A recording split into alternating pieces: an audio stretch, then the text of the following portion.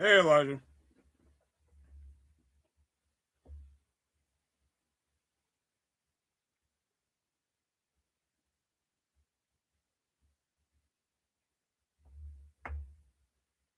Ooh, you're not first. Elijah beat you. Sorry, Jax.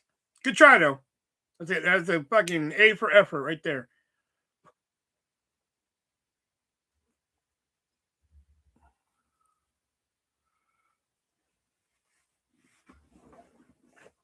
You got to wake up pretty early to beat Elijah here. That or catch him on a day where he's hiking. You know.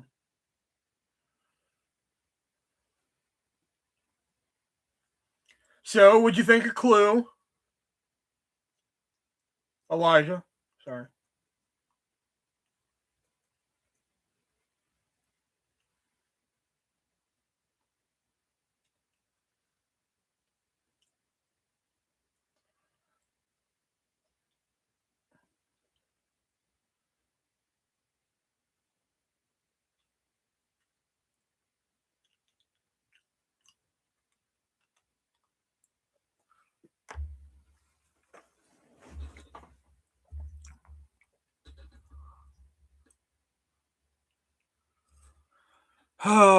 You just like to hurt me, don't you?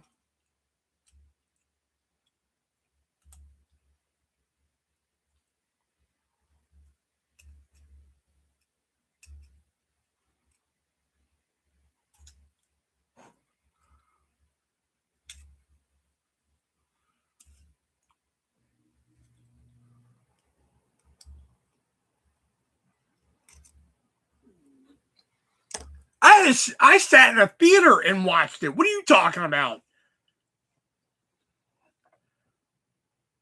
Went and saw the back rooms, and I was like, you know what? I'm here. It's right next door. I'll go watch it and everything. And like, I don't even want to review it now. I was like, fuck the three-way. And then Jason messaged me. It was like, well, I saw it. It was okay. I'll wait to hear the three-way dance. And I was just like, fuck, there might not even be one. It's like that show made me so mad.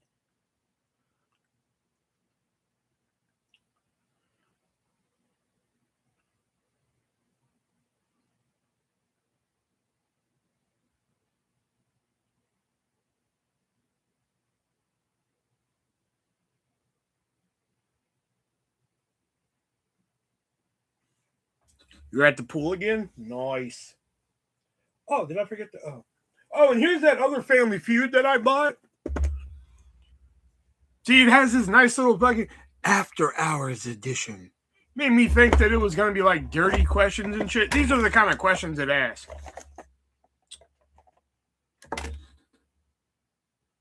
Besides roads, name something that might be slippery when wet. That's like the dirtiest it gets in these questions, by the way.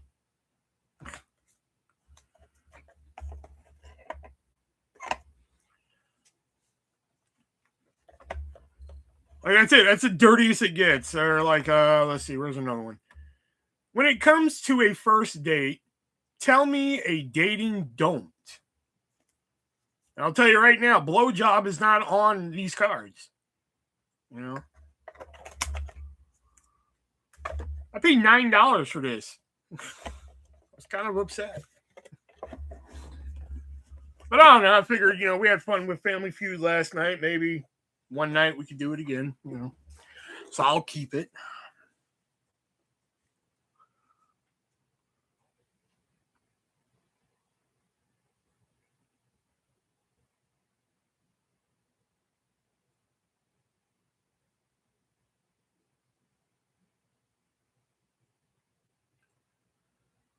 Did Jason beat DP? Jason left! He disappeared with you! So then it became Paul versus fucking DP, and Paul fucking smoked him. Just fucking. We did one more round after you left. We did a toss up, which Death Punch won, and then Death Punch striked out right away. And then Paul just fucking came in and stole it and shit. But I'm going to be honest with you guys, man. He seems like a nice guy and everything right now, but I don't trust that cat. Right now, he's on good terms and everything, but like, I don't trust that cat, man. I don't know. It just could just be me with how I treat new people around here, but I don't know.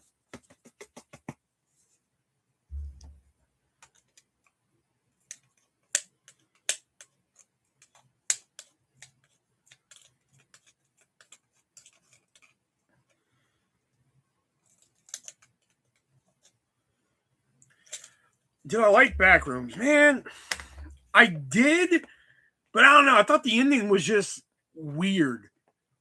Like, I didn't really know what to think of the ending. You know? Like, I'm just like, it was, again, to use it again, it was kind of like that Krusty the Clown meme. Like, what the hell was that? But it wasn't so severe. It was kind of like, what the hell was that? I liked everything. I liked all the backroom stuff. I think I saw a superliminal reference in there. You know, I was like, wait, that, because there was like an exit sign at one point that they showed, and I was like, that's the exact same exit sign from Superliminal. Um, you know, all the backroom stuff was good. The stuff in the 90s was cool. And then like the ending scene with Async, you know, I was like, okay. And then they showed like what happened to the homegirl and everything. And I'm like, what? And then the credits came on, and I was just like, okay. Like, overall, I enjoyed it, but it's kind of like, what? You know?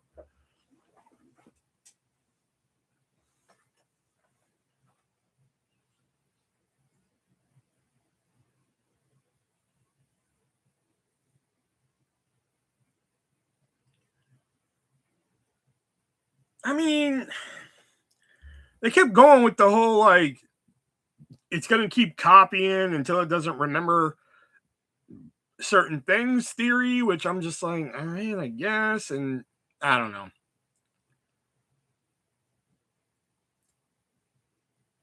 Plus, I feel like we're missing something because it's like Homeboy was just like, Cat, where are you? And then like the camera gets picked up, and then like the next time we see him, he's just like, this is the first place I've ever felt like myself.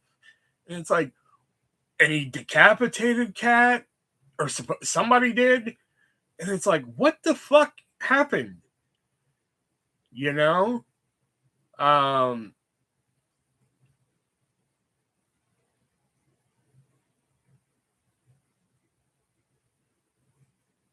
I don't know. Overall, I enjoyed it. It was worth the 3-year wait since they announced it, but no, I went to the 11 a.m. show, so no, there weren't a lot of people there. But when I left Clash in Italy, because like our theater has like, so it'll have like outside the door, it'll have like the picture of the movie you're seeing. So like it'll have like the poster for Backrooms, and then next to the poster, it'll have like all the seats that are inside, like how the theater was set up and shit.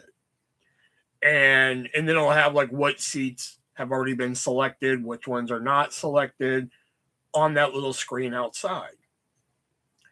So when I left Clash in Italy, walking past that same theater and everything, like mostly all the fucking seats were red.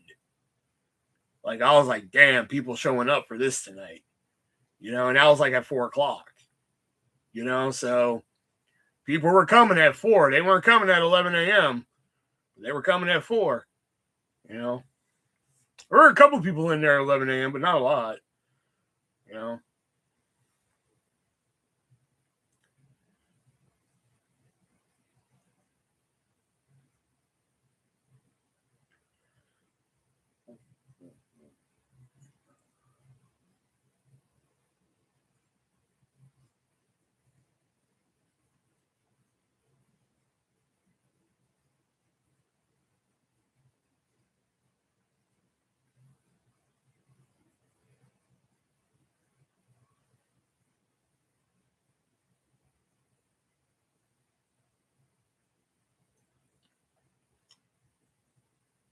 Then during one of the matches, here's a fucking movie theater. I don't understand why people do this. I had to go to the fucking before the main event of Clash in Italy. I should have just left then, but I had to go to the bathroom. So I was like, all right, I'm gonna run to the bathroom real quick. I got time. So I'd walk into the bathroom and there's two stalls. One is like the adult stall, and the other one is like the fucking kiddie stall. You know, the one that's like fucking like 2 inches from the fucking ground. So I was like, all right, not using that. And there's two, like, oh, I'm sorry, not stalls, urinals. I'm sorry. And there's two stalls. One door is closed, the other one's open. So you know what I'm thinking. You know, so I go to walk into the open stall. This motherfucker's in here taking a piss with the door open and shit. I'm like, this motherfucker couldn't close the door? Like, what the fuck, man? You know?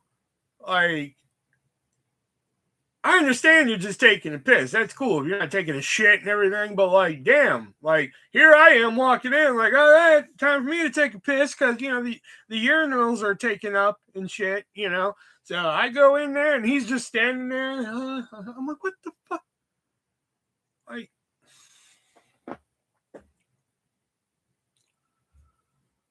same thing happened on Friday. All showings were sold out from 4 to closing.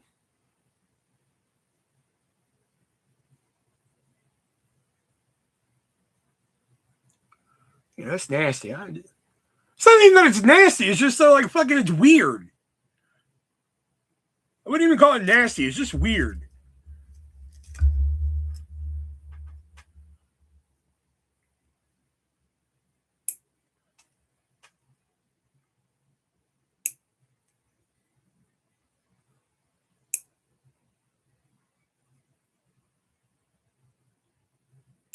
I'm pretty sure the women in the ladies' room don't do that. I'm pretty sure when they're just sitting there taking a piss, they don't just leave the door open. I don't know that much about women's bathroom lore, but I'm fairly certain that like when they're just in there taking a piss, not taking a shit, pretty sure they don't just leave the door open for people to just walk in. Fairly certain of it.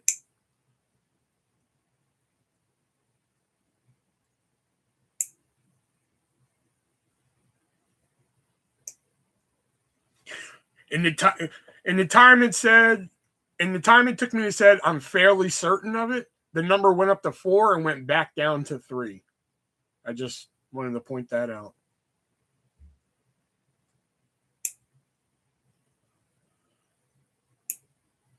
So that person figured out they didn't want to be here in that amount of time. Okay. Have I ever mentioned how much I love YouTube? I love YouTube. One day, somebody's going to make a better fucking version of this website, and I'm going to be the first motherfucker on it. You know? And I'm going to become a star on that fucking website. Just you wait and see.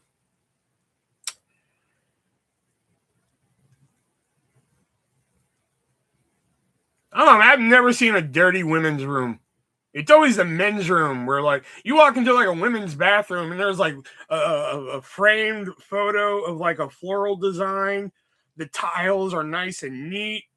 Everything's nice and clean. The men's room, everything's fucking wet. You gotta hold the door up with your fucking hand while you're taking a shit. You know? It looks like a sewer in fucking 1990 Ninja Turtles movies. You know?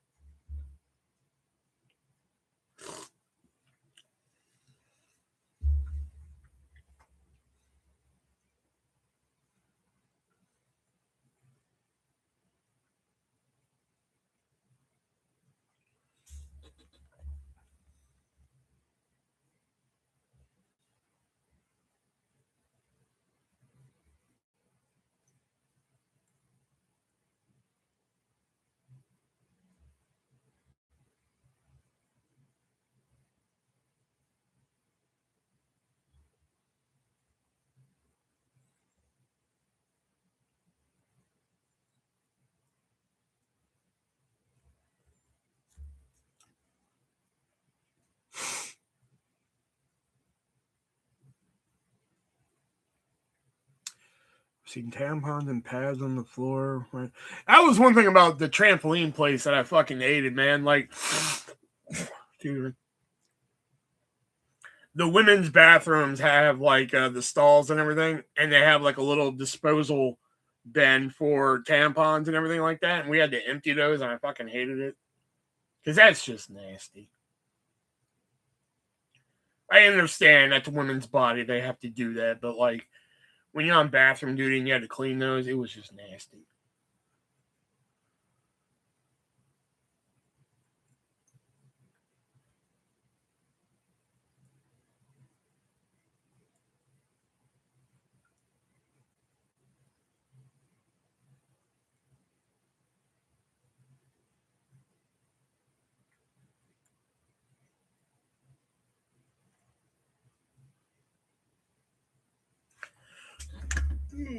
Where's my... Ah.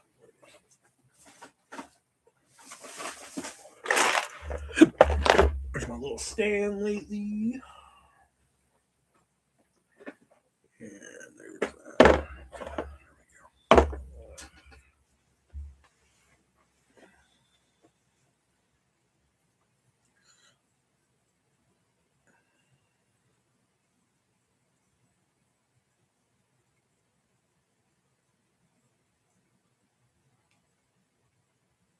Oh, I didn't get to tell you last time, Elijah, but ever went to a stall and after the dead saw that there was no toilet paper? Oh, after the deed. Nope, I checked. I'm like, if I got to take a shit somewhere in public, then I'm like, is there toilet paper in here? Nope. Next one. Yeah, no, I check. I'm not getting stuck with that. Last night, when we got kicked off for community guidelines, check this out, right? So it turns out that the live was longer than 2 minutes. Okay. So I went and appealed it. And as of this time, the live was still up. I went to the time mark that they went to 2 hours, 7 minutes, 42 seconds. All right. I went to there and played it. Nothing was there. You know? So I was like, okay, so they fucked me. But I was like, wait, maybe that's where it starts. So I went and listened to it. There was nothing there about self-harm or suicide, nothing like that. So they just took it. So either A, there was a mistake in their little fucking computer algorithm there, which has never happened to me before, or B, somebody was fucking with me and I thought it was those people fucking with me, but my numbers didn't go up. Usually my numbers shoot up to like 20 or something when that happens. So like I don't know what the hell happened last night. I've been trapped without TP before. I mean, I've had it at home, but not out in public.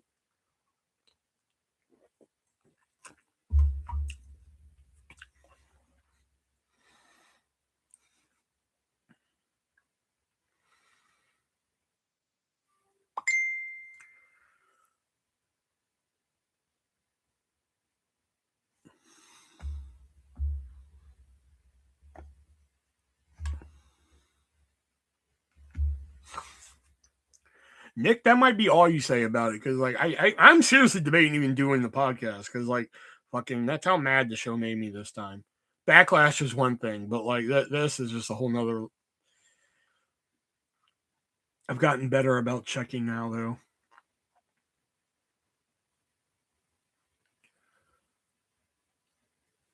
No, I did get trapped one time. I just started smearing my ass all over the wall. Taught him a lesson.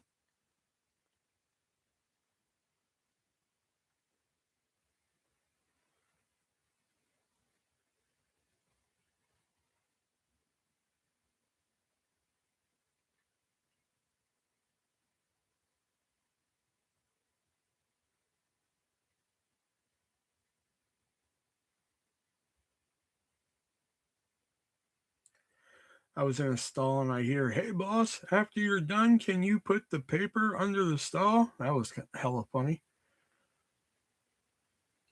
See, shit like that, I'd be weirded out by. I'd be like, sure, okay.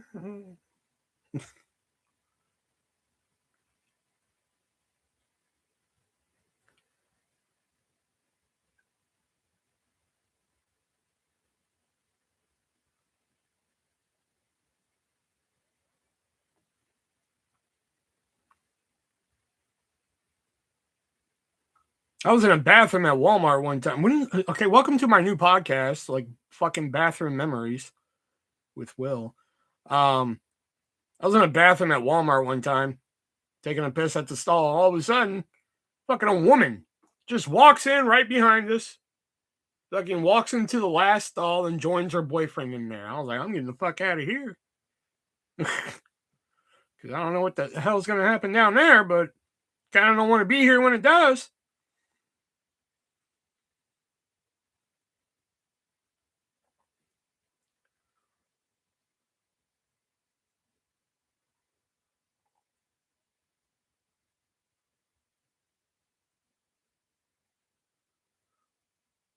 Oh, yeah.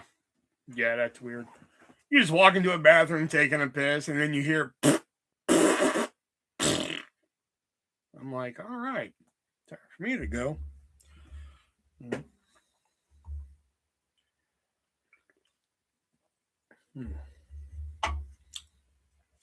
All right, let me pop these in.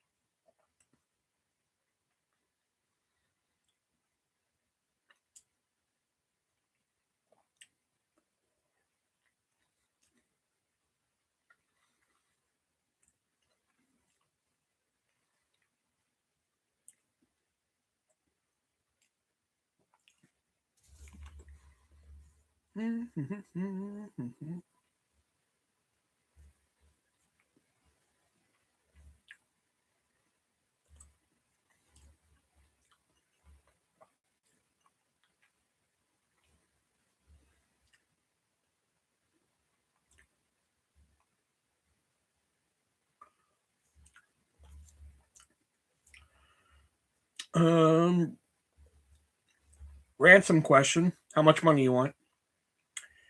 But where did you get your content for your? Where do you get your content for your Facebook post? I don't know. Some of it just comes to my brain.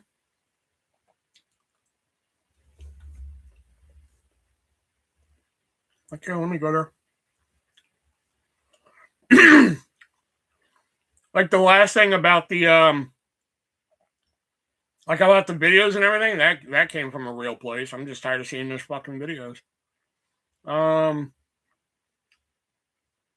Not to flirt, but I'll burn a CD for you. That's from a real place.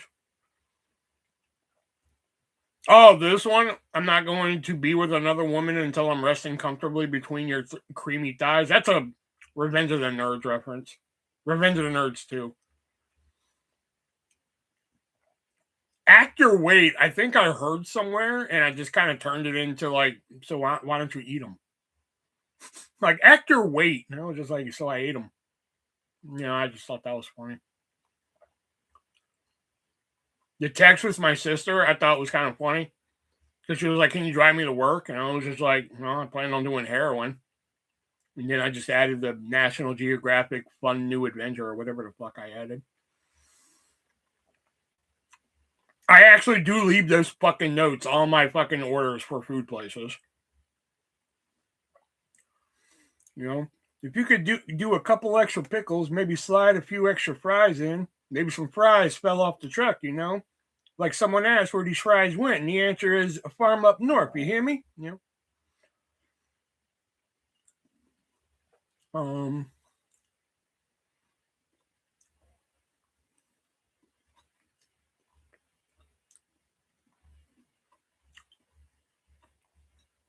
There's another one. What's the one that Erica jumped on for?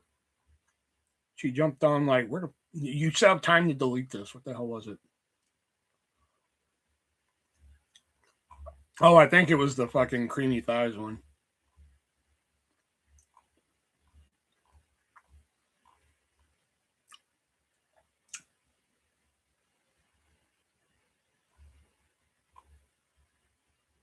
No, it wasn't that. What was the one that?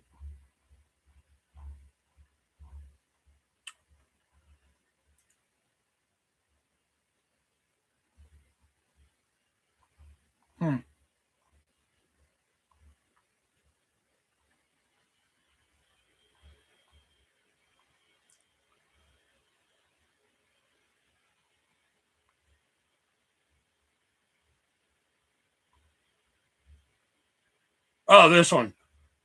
Oh, yeah. No, Happy Mother's Day. Although you may not be a mother, but I'd like to be your daddy, is a warm invitation to Mason the Eye, my friends.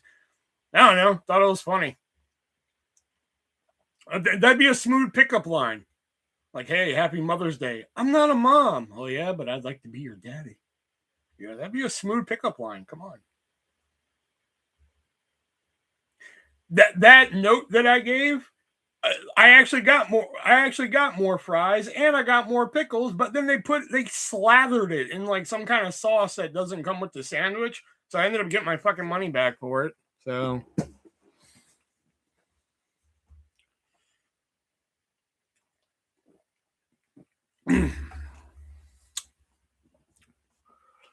Jax, how much are you looking for? Jax knows she can get some money from me. Not a lot, but some. That was the one, Erica, the fucking like, I can be your daddy. That was the one that she was like, you still have time to delete this.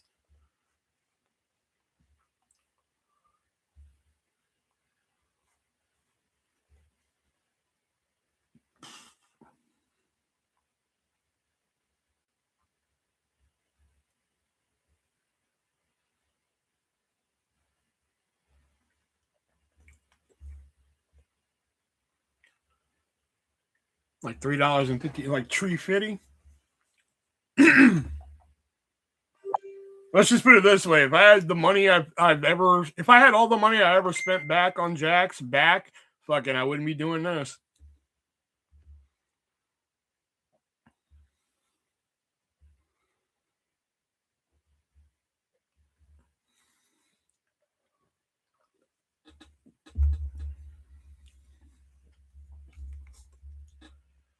But to be fair, she spent money on me too. So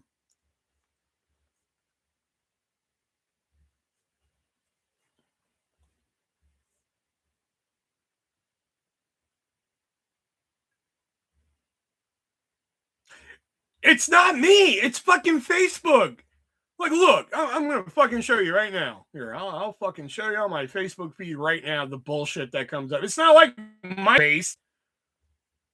All right, so this is my general fucking Facebook feed. There's a physical media group I'm in. I don't even know what this is. All right, here's some reels that pop up. Okay, I don't know who the fuck this is. Sean 99. Who the fuck is this? Adobe. Beehole. Who that is? I was like, say, who the fuck is that? Trent Clayson. I don't know who the fuck this is. Angel. I do know what that is, but why it's popping up in my fucking feed?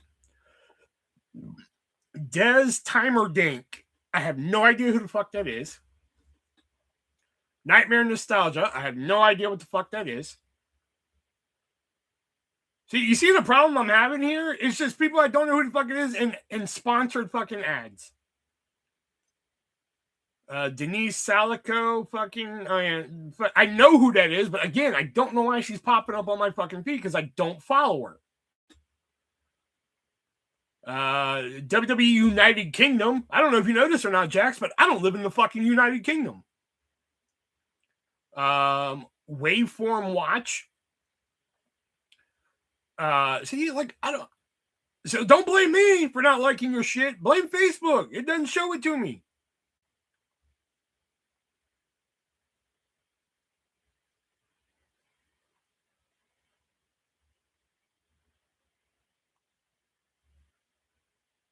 Like, what the fuck is this?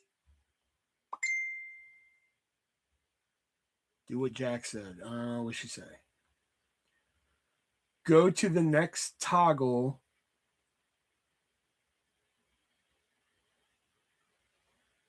Do it.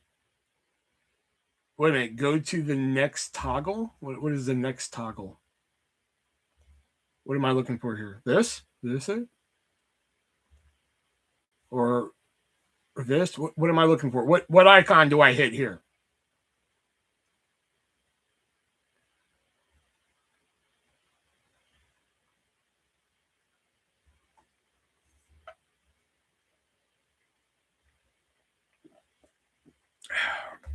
I love YouTube. I love it.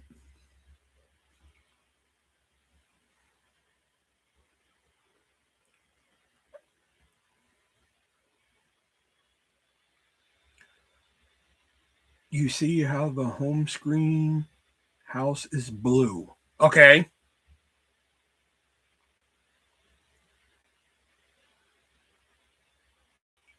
All right, I clicked that. Now what?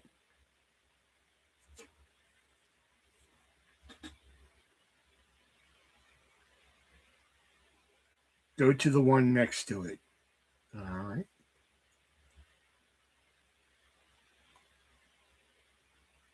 Friend request. Okay.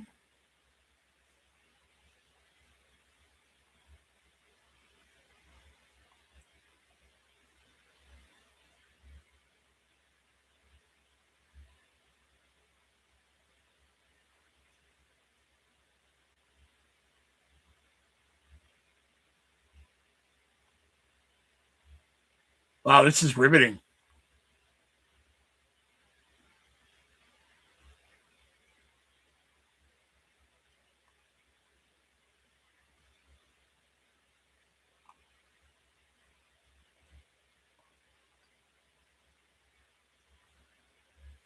Oh, on the phone. Okay, let me try it on my phone. Let me go back to the home screen.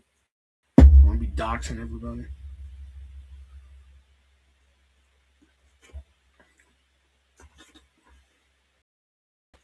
All right. Here's my phone. Okay. Ah, okay. So friends. Okay. All right. Oh, okay.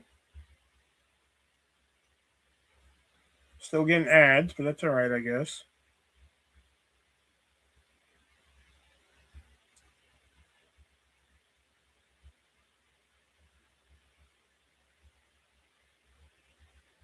Oh, okay. This kind of filters out a lot of the bullshit. Okay.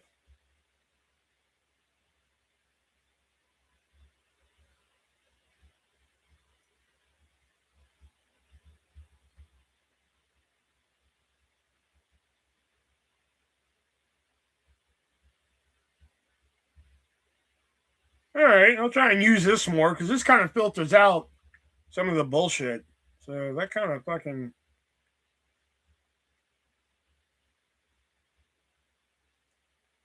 Well, okay. Until I got to the bottom, it was just like, well, that's it. That's all you get. Okay. Well.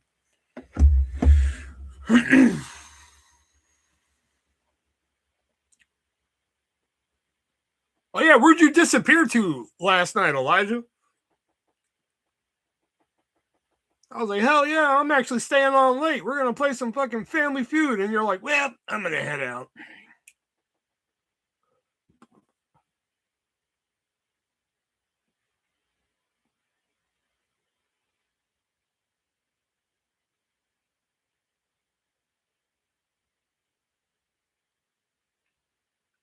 Oh, you went to watch Triple A. Well, thank God you went and watched it because it wouldn't have been on YouTube later.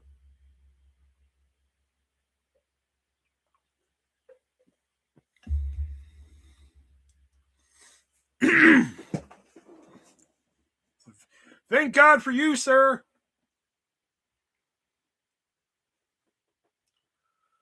Now, because of you, I can return my M&Ms to the store because they had W's on them instead. Thank you, sir.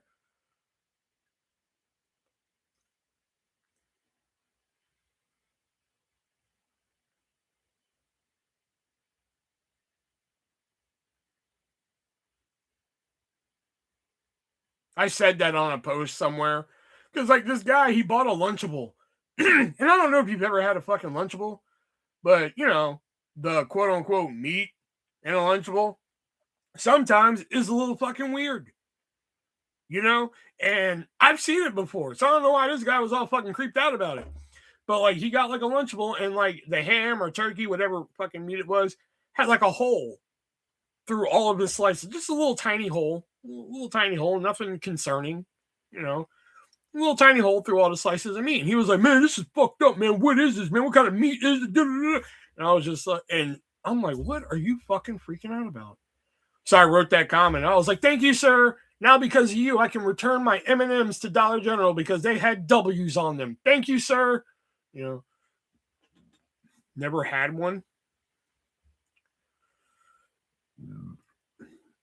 I swear, man, if I ever found out Elijah was just like kept in like fucking under the stairs like he was Harry Potter, it wouldn't surprise me. It would answer a lot of questions.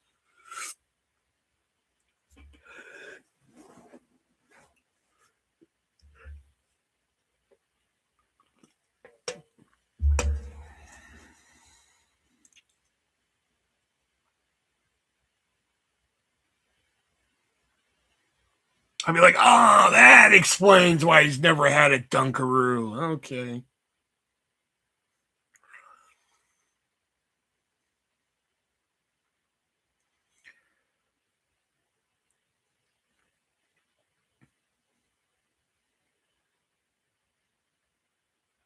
I was raised by health hippies.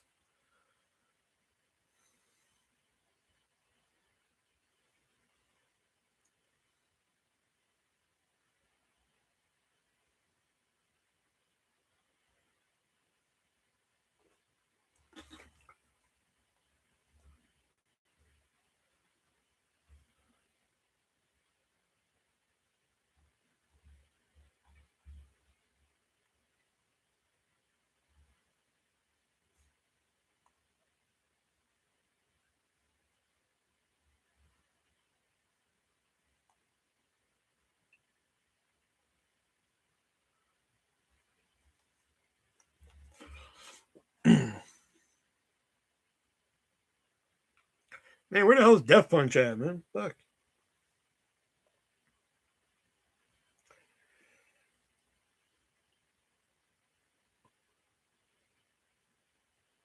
Picked out some great stuff tonight.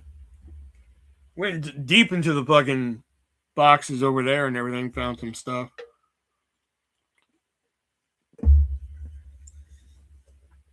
Found a couple good things. I found something just for Jason. I know he'll like it. You know, found some rarish things and found some fun stuff.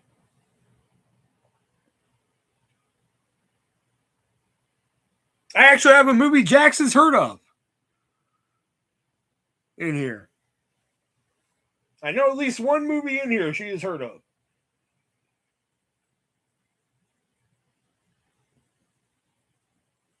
Yeah, let me see if there's another. I think two. I think she's seen this one.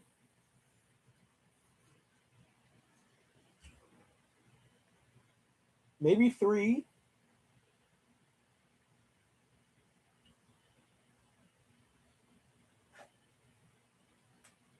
Four. Oh, she's definitely heard of these.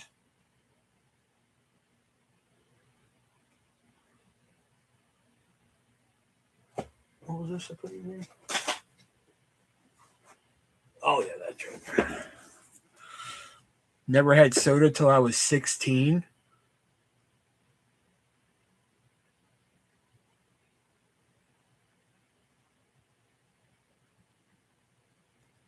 When I got off breast milk, I went on water, tea, kombucha. That's all like kombucha. Like, what the fuck? And goat's milk.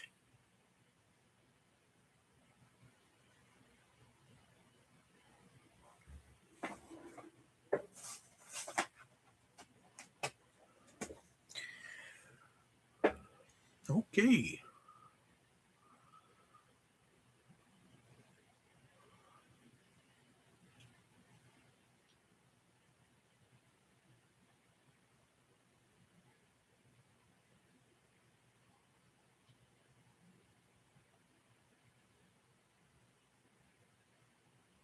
Erica! Fun fact, Romans sat next to each other to poop and they shared a sponge that was rinsed in vinegar after each use. Okay. Thank you for telling us. This has been your fucking fun fact of the week with Erica.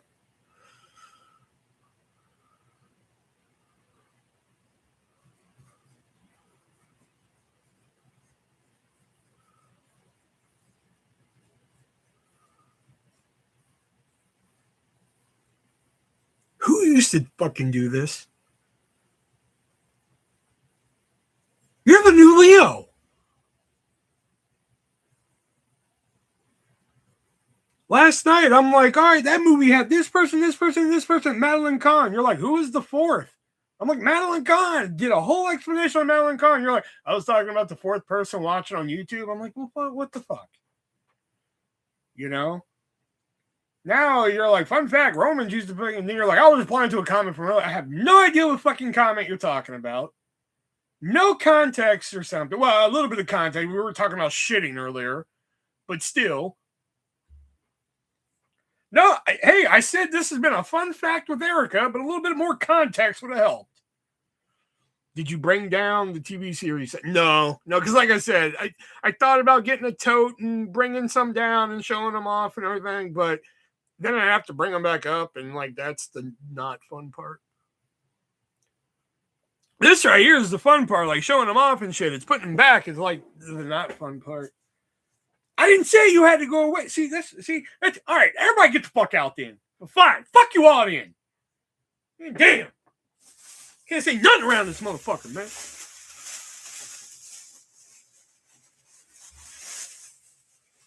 All right, this is just the new shit I picked up. The Beach. Leo DiCaprio. I've never seen this one. So. You're Next, which I dug. So I just wanted to get a physical copy of it.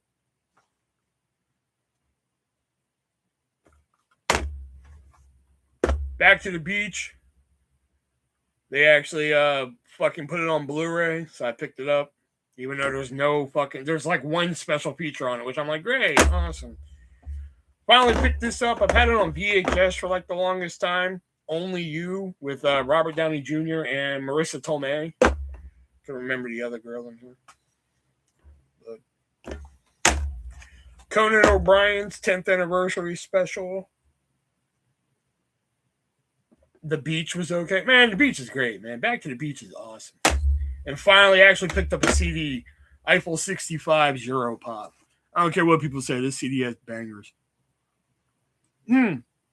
Speaking of bangers, man, did y'all hear Aqua fucking broke up?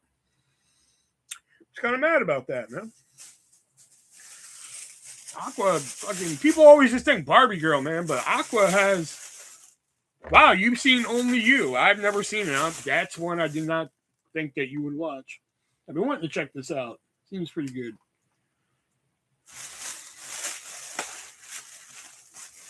The Leo movie. Oh, The Beach. The Beach was okay. Oh, The Beach was okay. I got it. Sorry, Back to the Beach is in there too. That's in there.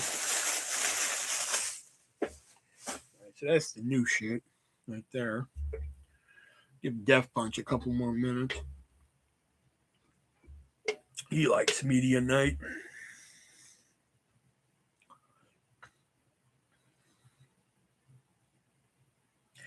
I will make sure to only respond to anything Jackie says. You, DP, Diana, or Jason, because other people can't see my comments. Okay.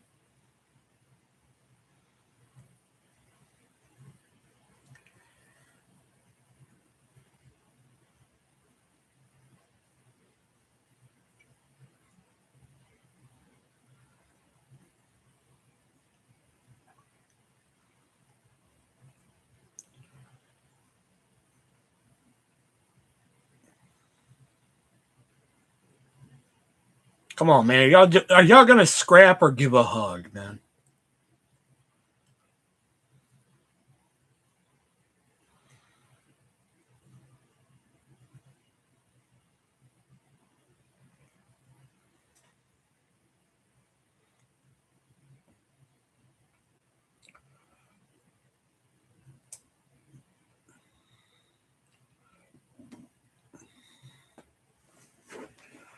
Yeah, not a lot of people everybody just talks about Blue from Eiffel 65, man. They never talk about the other fucking banging songs on that album. Hey, Death Punch. Hey, just in time. Fucking, I was just saying, man, we're going to give Death Punch a few more minutes before we really fucking start and shit. You know, so. Oh, and I like how Erica says, I'm only going to respond to things that Jackie, you, DP, Diana, or Jason say. Fuck Taylor. She's like, fuck her. I ain't saying shit to Taylor either. Fuck her. Kiss my ass too. Taylor, kiss my ass.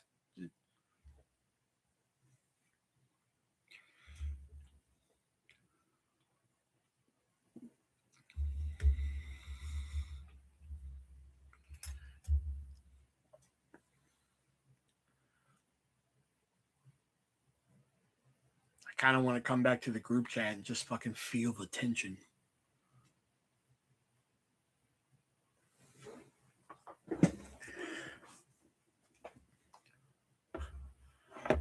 One of our assistant managers got mad at the cashier, not me, on fucking Wednesday. And like after it happened, you could just feel the fucking piss mist in the air. Like you could just feel that tension. And I was just like, God damn. Or gosh darn, man. All right, I'm gonna kick it off with a weird one. You guys ready for this one? We gotta do this one before Jason comes in because he wouldn't understand it. Star Wait. It is literally a documentary about people waiting in line to see the new Star Wars movie. And that is literally what it's people waiting in line, the documentary. And it's fucking amazing. They just stand in line waiting for the Star Wars movie, talk about how the Star Wars movie, what the Star Wars movie means to them. They get a phone call from George Lucas. Today's waiting for a Monopoly rematch to Wreck House. It's gonna be a while because, like, now we learned that Elijah doesn't want to play Monopoly because it takes too long and shit. You know, I don't know. We gotta find it. How come she doesn't want to play Life or Mousetrap with us? Because we always get a fourth for those games. She could play those with us. Maybe not Mousetrap because I'm kind of over Mousetrap because it just turns into fucking me over.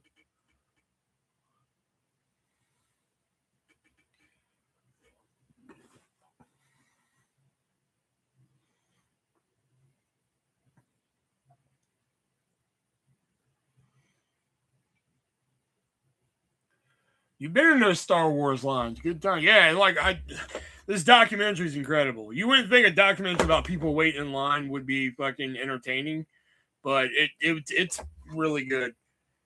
I got this off Amazon like eons ago for like $3. I don't think you can you even find this these days?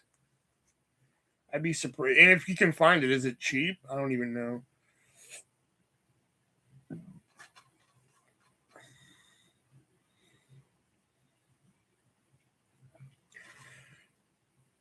Came up as an LED panel light and Amazon lens. So let's try the barcode.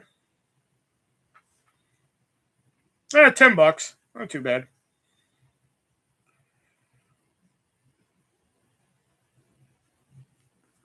Never seen it. It's pretty good. If you like kooky documentaries like I do, this is definitely one to check out.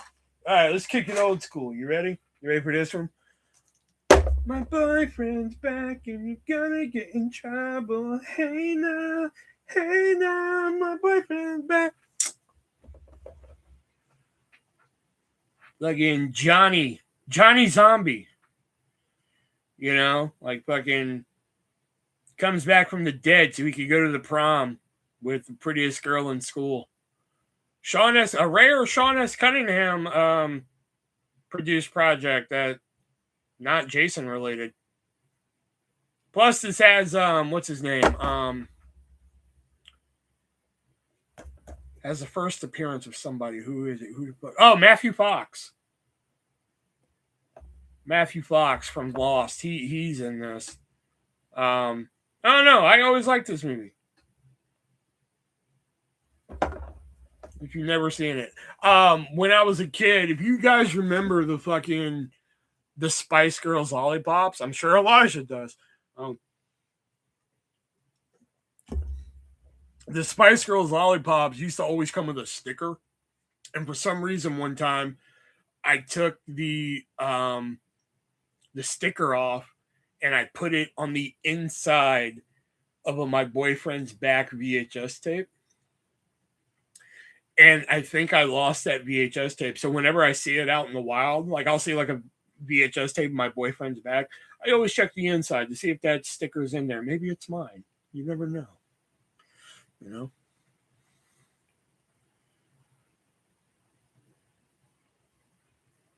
I sure do. I had them on my board. Wow, really? Okay. I figured with the health hippie, I figured Spice Girl lollipops were a no-go in your house.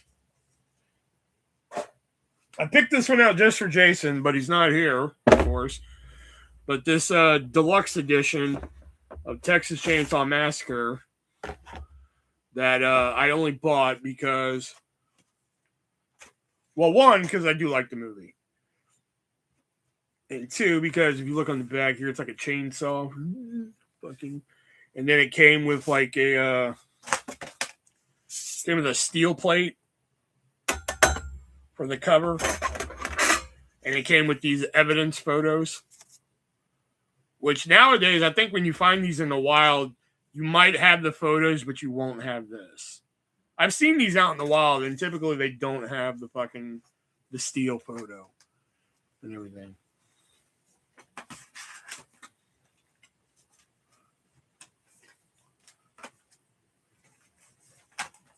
One of the worst commentary tracks I've ever listened to in my life. I hate any commentary track that has like a group of people, and before anybody talks, they say the name. So like Jessica Biel's on this fucking commentary track, and before she says anything, it'll always plug in a little second and say Jessica Biel. Oh yeah, during this scene of the movie, I did this and did that. Then it will go to the next Eric Balfour. God, I hate the commentary track on this movie though. You know, it has some okay information, but it's just terribly fucking done. Oh. All right, you're ready for something different? Some people might remember this, but Sony actually experimented doing this on DVD first. Some other companies kind of tried it and didn't really catch on, but this was actually the first of its kind on DVD at the time. But Jeopardy on DVD.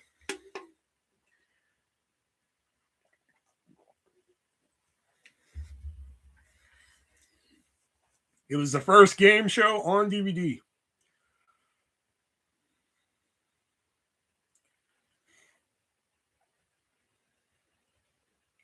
I think it has it has the first episode hosted by Alex Trebek. It has Ken Jennings' losing episode, and then it has like an Ultimate Showdown 3-episode series. So you get 5 episodes of Jeopardy on here. Yeah, like I said, Sony was the first one that. Not a fan of multiple people in a commentary. I only got 5 minutes into Super. I'm okay with multiple people as long as it's like structured and like not Anchorman. Which one is it? It's got to be structured. Is my point. You can't just have a group of fuckers sitting around talking over each other. But then you also can't have Jessica Biel. Yeah, during this scene, we went out into the desert. And did Eric Balfour. Yeah, the desert was pretty hot during that day, you know. Director Marcus Nispel. Yeah, it was a pretty hot day. Like it gets fucking irritating, you know. I saw that at an old people's. Why an old people's flea market? Is there a young people's flea market that I'm unaware of? I don't think it's that inexpensive if you want to buy it online, to be honest. Let me see. Let's see. Let's see if I'm holding gold or not. Probably not. On Amazon, $11.99. Not too bad.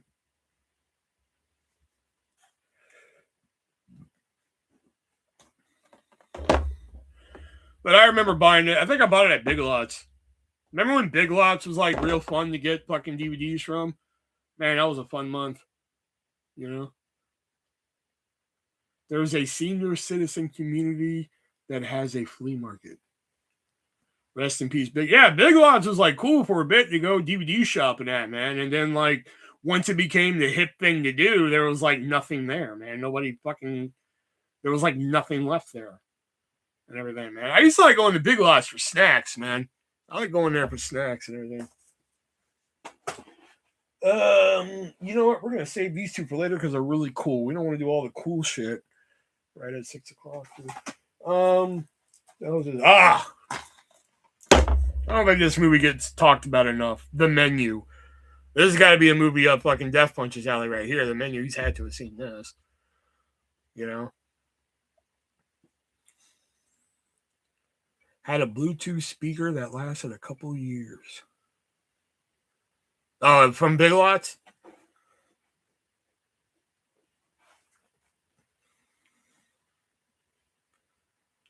But The Menu with Anya Taylor-Joy, fucking what's his name? The Pest. John Leguizamo. Ray Fiennes. What's her name? I want to say Chow Chang, but I don't think that's her name. But anyway, this movie I don't think gets talked about enough. You know, this is a really fucking good movie. There's some great lines. The only thing that I don't like about this movie is the ending.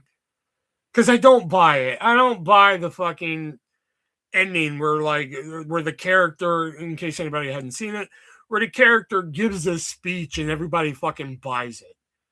You know, I'm just like, what? You know, like, that's the only thing I don't like. It's a great speech. Don't get me wrong. It's a fucking phenomenal speech if you sit there and watch it, but I just don't buy that nobody would try anything during that speech. I just didn't fucking buy it. You know, because like the second I would have saw Anya Taylor-Joy, like, can I get mine to go? I'd be like, fuck, me too? I would also like mine to go. Like, fucking, you know, why nobody else tried that? I've been the first motherfucker that I've been like, chef, could I get mine to go too? You know, I've been the first motherfucker to try it. You know? Any love making involving food. Oh, Jesus Christ. You can't keep getting away with this. Okay.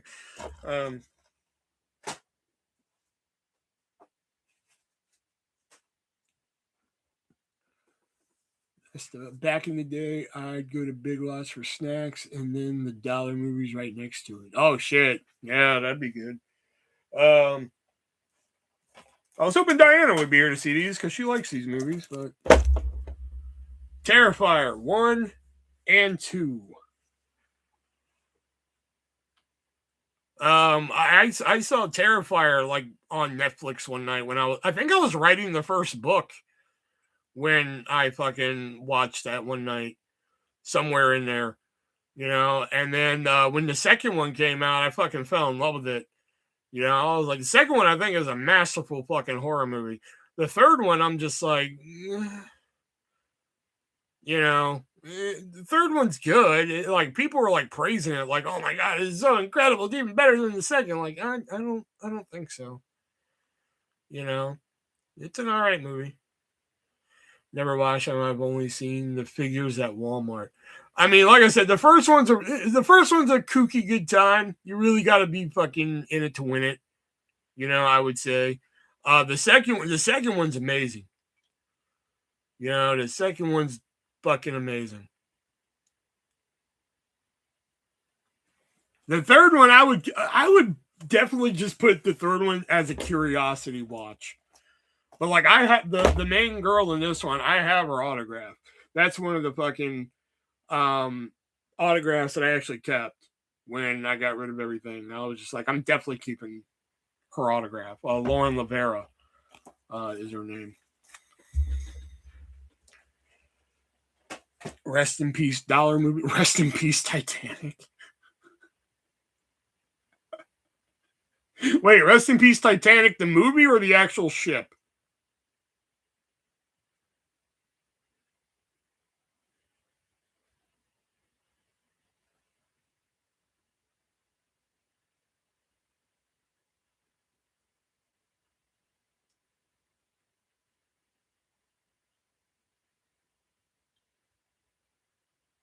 Why not both? That's a fair point. Touche. Touche. I think the funnier joke is the movie, but that's a good one too. I just watched this movie the other day on Tubi because sometimes when I get really desperate, I like Tubi, and I'm not afraid to say this. I'm like one of those like fucking, you find that artist like Dane Cook was my artist when I was when he blew up. I'm like, you fuckers are like 2 years late to this party, Like when everybody was on the Dane Cook bandwagon for a bit, I'm like, all you fuckers are like, even Justice confirmed that. He was like, weren't you talking about this motherfucker 2 years ago? I was like, yeah. Tubi, the streaming service Tubi, that's the one I found before it fucking even blew up. Like once Fox bought it and it blew up and everybody's like, oh my God, Tubi has such amazing shit. I fucking found it before anybody else fucking knew about it. Before people were talking about it. And so anyway, but I found the movie. Now I use it as like a desperation streaming service for me. Like if I can't find anything to watch, let me go look on Tubi. I'll find something. And I recently just watched this on here, and it's such a classic. Nothing to Lose with Tim Robbins and Martin Lawrence. John C. McGinley also in here.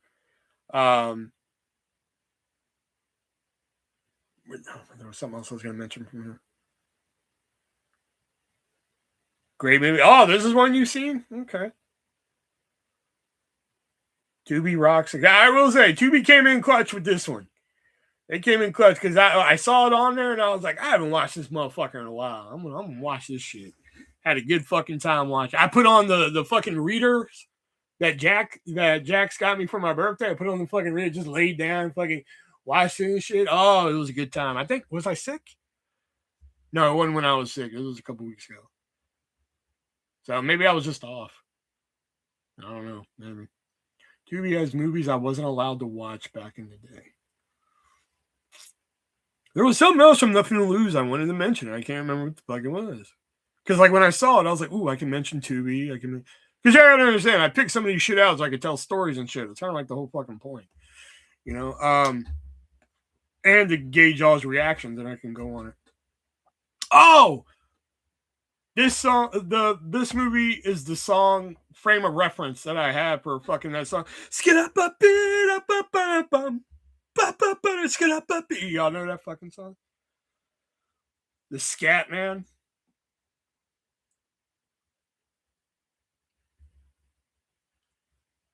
Whenever I hear that fucking song, I just think of Nothing to Lose because that song's in here.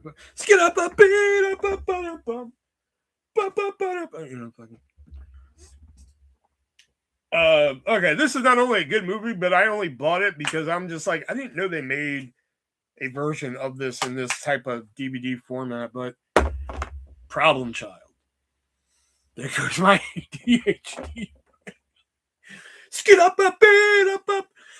I have a terrible story. I'm probably going to hell for this, but and this is a true story. Y'all are gonna think like, oh, this is a setup for a joke. I swear to God, this happened.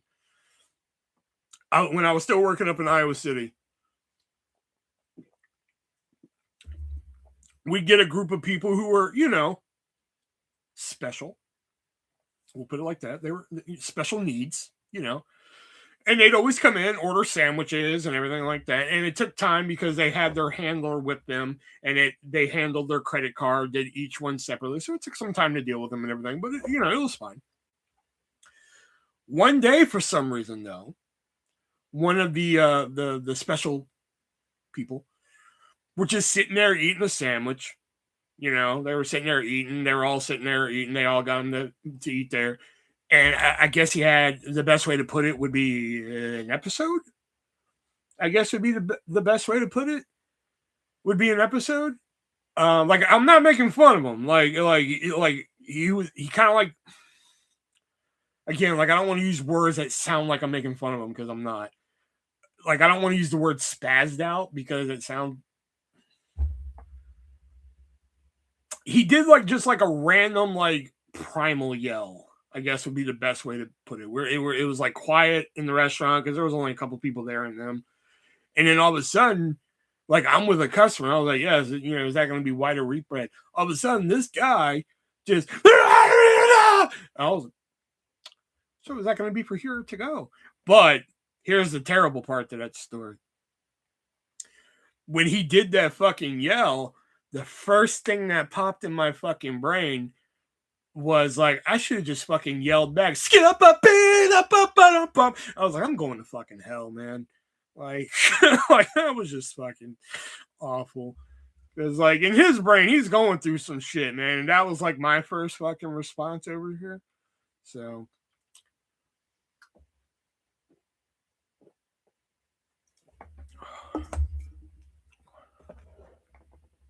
Erica, like what? Wow. Hey, at least I admitted it was terrible. And I didn't do it. I can understand if the rest of that story went like, and then I said out loud, "Skid up, up, up, up, up, up." Well, what the hell are you doing? I just heard the noise and I just went with it. I'm sorry.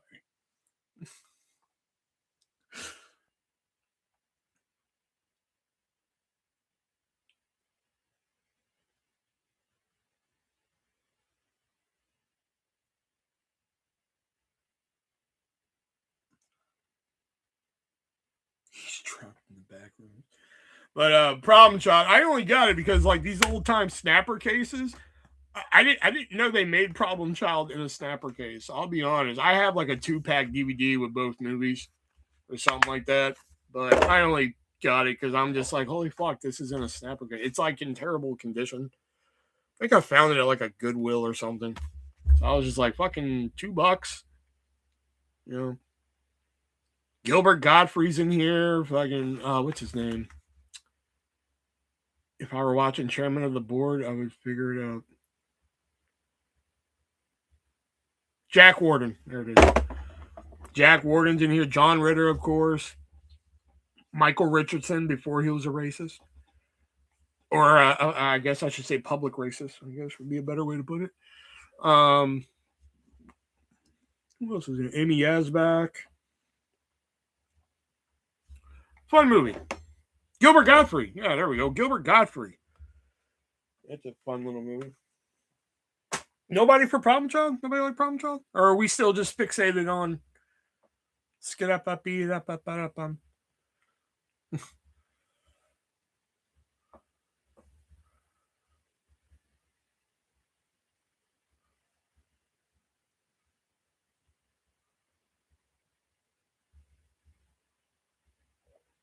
My ADHD song at the moment is that fucking like, talk to me, talk to me, talk to me, talk to me, talk to me, talk to me.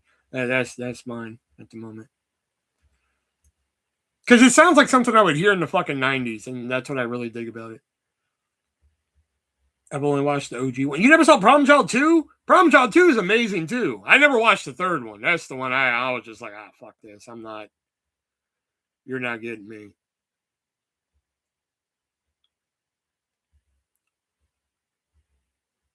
Oh, come on, man. You're killing me, Elijah. You're gosh darn killing me. All right, we mentioned this movie last night, so when I came across the fucking collection I had, I figured, why not get it? Homeward Bound 1 and 2. Again, I'm very partial to part 2. I'm sorry. I don't know. I like Sinbad.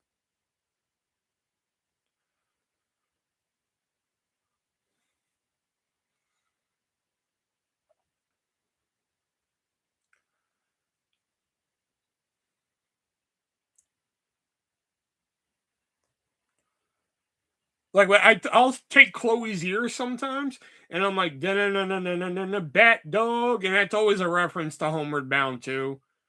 And like my mom and sister never got it.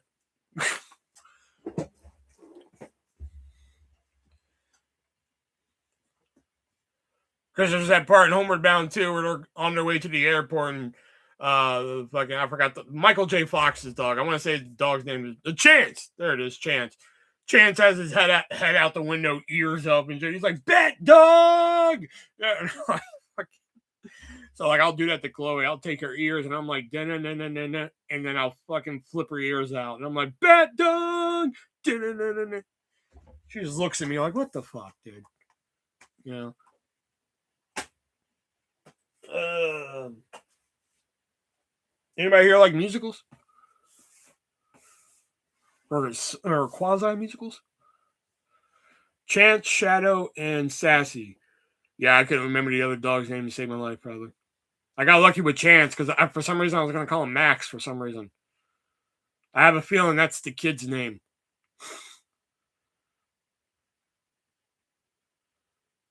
Oh, here's a good one.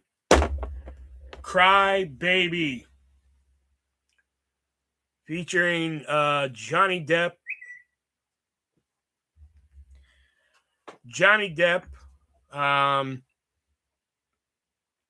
Tracy Lords. God, Iggy Pop's in here. There's some of the other names that I can't remember. I'm trying to remember Hatchet Face's name because I know it.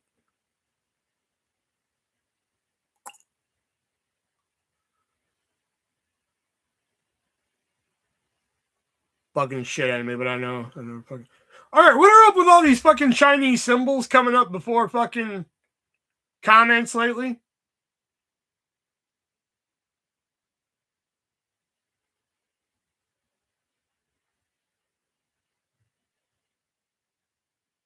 Like it happened with a comment with Diana the other day, and I thought that was just Diana being Diana. Now they're happening with other people's comments. What are you talking about? All right.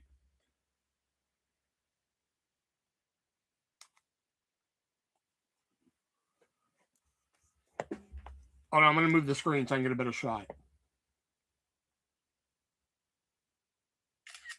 Okay. Okay, there's a picture of the chat that I just took, and you'll see them with the comments here.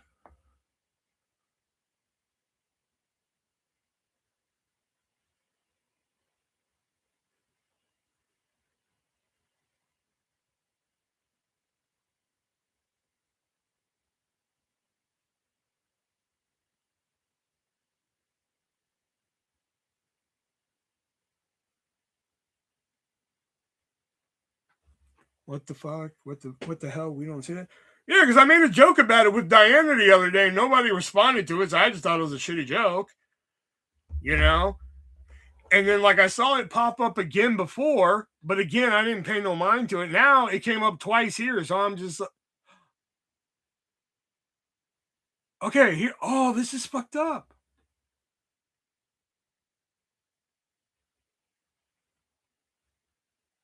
Okay, when I scroll... I know what it is. Fuck me. Okay, for some reason, when I scroll over your comments, Elijah's has that Chinese symbol. Hold on. No. I know what it is. It has that symbol, and when I scroll over it, it just says "so good." For Erica's comment, it says Sulphur Lake. But when I scroll over it, like when I put my cursor over it, it says Ricky Lake. I know it's wrong though, because YouTube added a live feature that here y'all can come with me here. We can go on this little side quest together so I can show you. It's a video I was watching before coming to you. YouTube Studio. Oh, let me go back there. There we go. Content.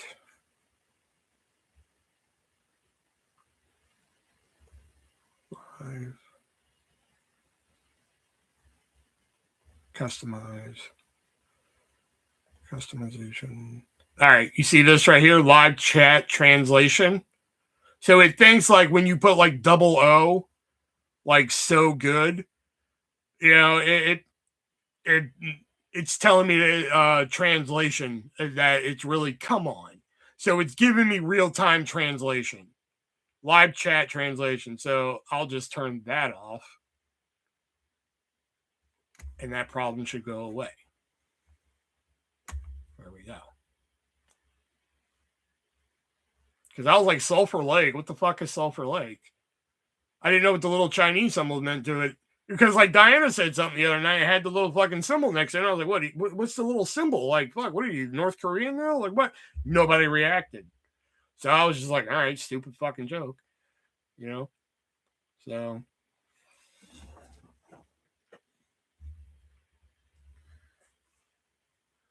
All right. So it was just, okay, we got it. We figured it out. All right. So anyway, Crybaby. John Waters. Ricky Lake, that's who I was thinking of, by the way, before we got fucking... I will say, I hate this DVD. Or is it the Blu-ray? Because I think the DVD's fine.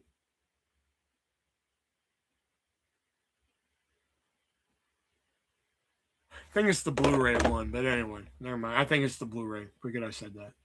Oh, I love the movie. The movie's great. You know, I particularly like the song Teardrops Are Falling. Like, I can listen to that unironically. You know, like, the movie doesn't have to be on for me to listen to that. And shit. I don't know what language Ricky means. Yeah, exactly.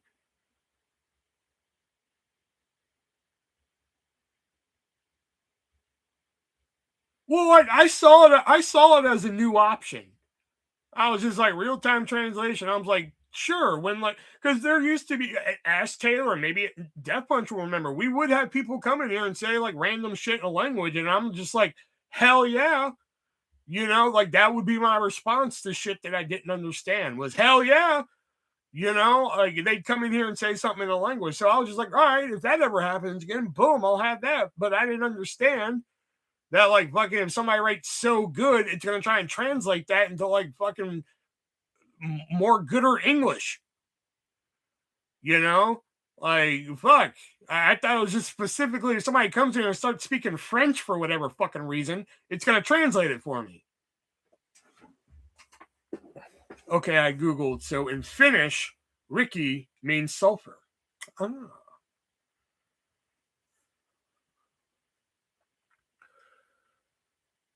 It also means broken lake. That sounds like a good wrestler name. Be like some tragic fucking girl. Broken Lake. Man, I might steal that. I like that. Broken Lake.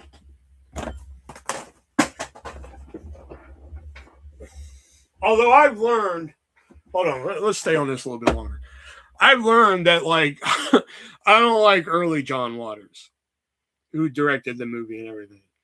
You know, I ended up watching Polyester, Pink Flamingos, and Female Trouble. And boy, they were just not for me. Polyester was just weird. I'm just like, what? The scratch and sniff made it somewhat interesting. You know? And Female Trouble and Pink Flamingos is just like, what the fuck am I watching? You know? God bless Divine, but come on, man, what am I doing? You know? But who likes stand-up comedy?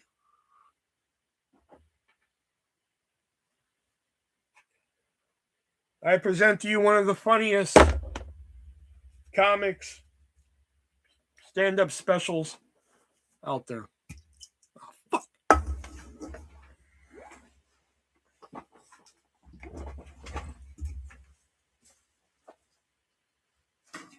The Amazing Jonathan. Sorry, I should be telling you about it. Fuck me. Forgot I'm trying to do a show here. The Amazing Jonathan. He is a comedian / magician. And he's another one that I say, if you watch this special, you'll probably see like a lot of like, oh, that's where Will gets that stupid shit from, you know?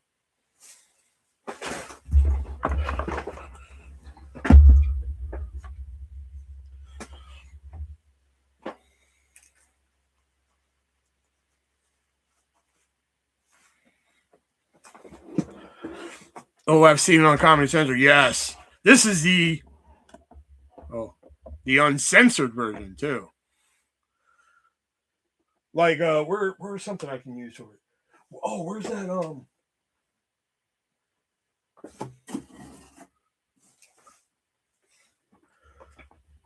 Because he has a gag that the one time I need that fucking thing, and it's not here. That little ass fucking tortilla blanket.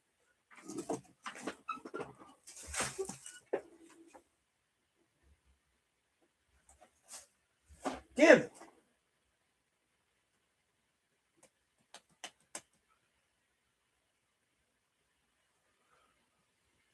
Nah.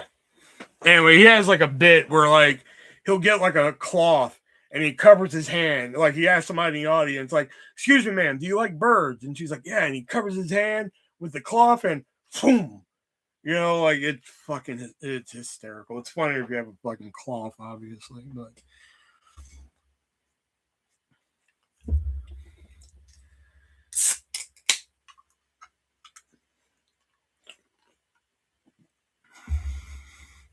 but yeah, if you haven't seen this, it's also on Paramount Plus. So if you don't have the DVD, you can at least see this. But it's phenomenal. This is really good. He sad story about the Amazing Jonathan. He actually was there's a TED Talk you should look up with the Amazing Jonathan because like he was given like a death sentence. You know, he was told he had like this amount of time left to live, and he kind of lived past that and everything. And then he eventually died anyway and everything. And there's a great documentary about him and everything. Really look up some stuff. He pretty much did the same bits for like his whole life, but it's like one of those things like, hey, if it ain't broke, don't fix it, baby. You know, so he's a really fucking great comedian. Hold on, I want to pull one out that Jax actually knows here.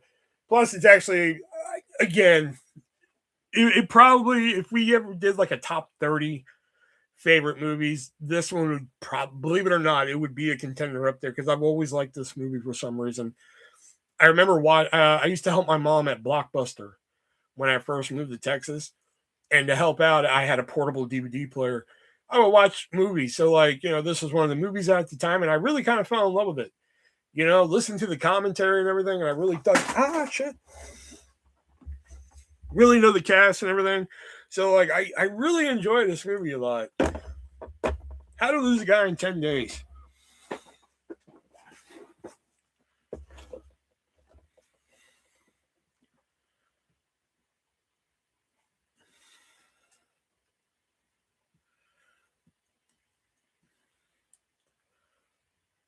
Ooh la la.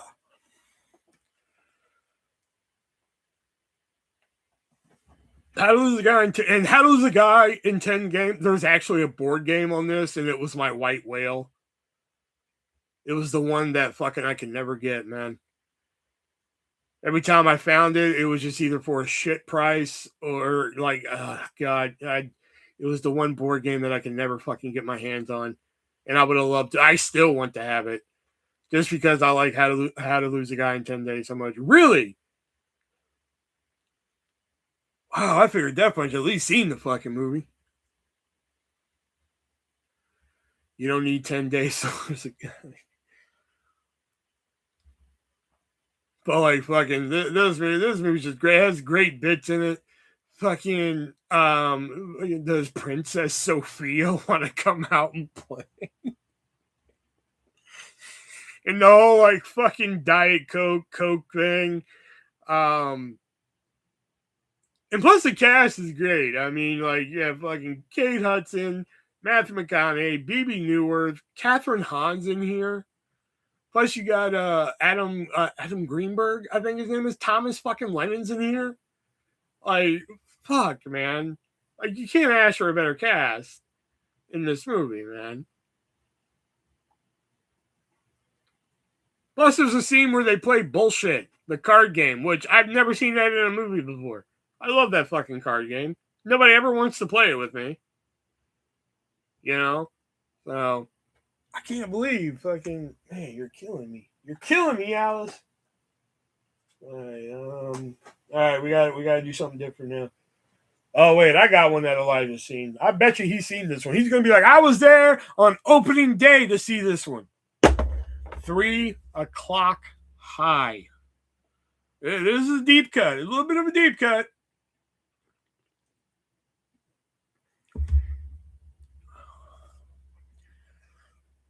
It's a good movie, yeah.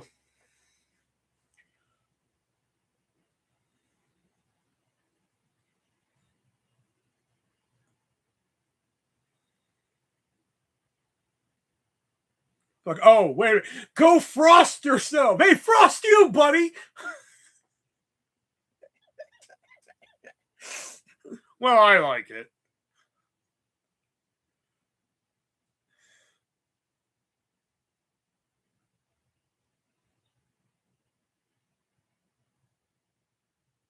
Wow, man, Death Punch fucking what is it? Batting 1,000 tonight, man. You fucking up. 3 O'Clock High, if you don't know, it came out during the craze of the Brat Pack and everything like that. It just kind of slipped under the radar, you know. But it's this great movie where, like, it kind of a stereotypical movie, but it works really well. And it's about a new kid comes to school, bully, and everything. He plans to fight fucking geeky dude and everything. There's a fucking plot in there where, like, money from the school store has also been stolen. You know, it gets fucking wacky, and then it leads to a school fight at the end, and shit gets even more fucking wild. And it all takes place in the course of a day, which I fucking love. I gotta look up movies that do that, you know, like shit that takes place in the course of a day, because like I fucking love those movies. You know, if it's a movie like that, I'm fucking set. You know, that's why I keep trying to write books that way, man. Like I just want to write a book that takes place in like time periods for some reason. But 3 O'Clock High, it was produced by Steven Spielberg, if that means anything to you. I could give a shit about Spielberg, but whatever.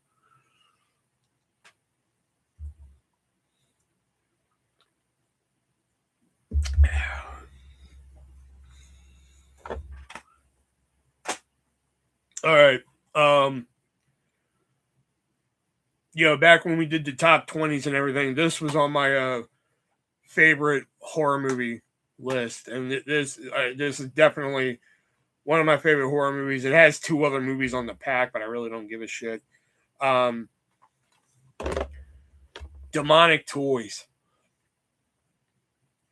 I was probably watching that movie at a fucking age where I probably shouldn't have been watching that movie. But I've always kind of just loved this movie. It's cheesy, it's dumb, it's stupid, but it's fantastic.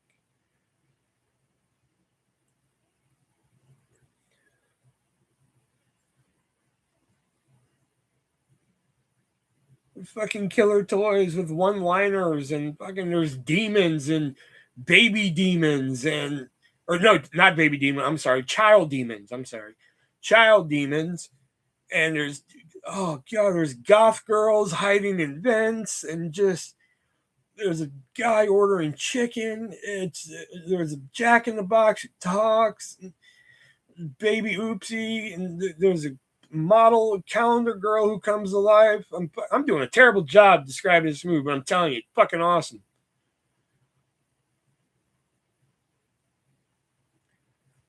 I think I saw the trailer. Oh my god, Elijah. Is there one movie that everybody has seen in here tonight that I've put up? Let me go back and see.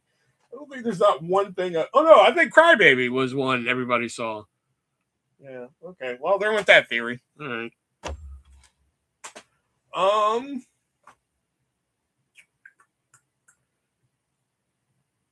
I'm scared to put up anything now.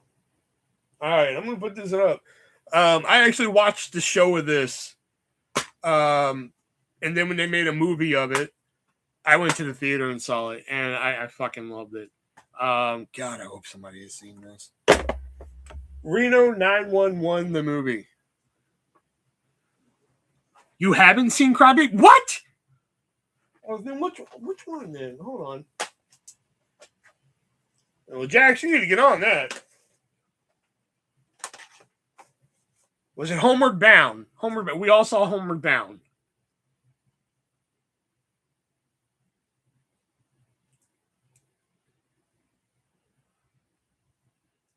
No, but you have seen the show. Oh, you love the movie then.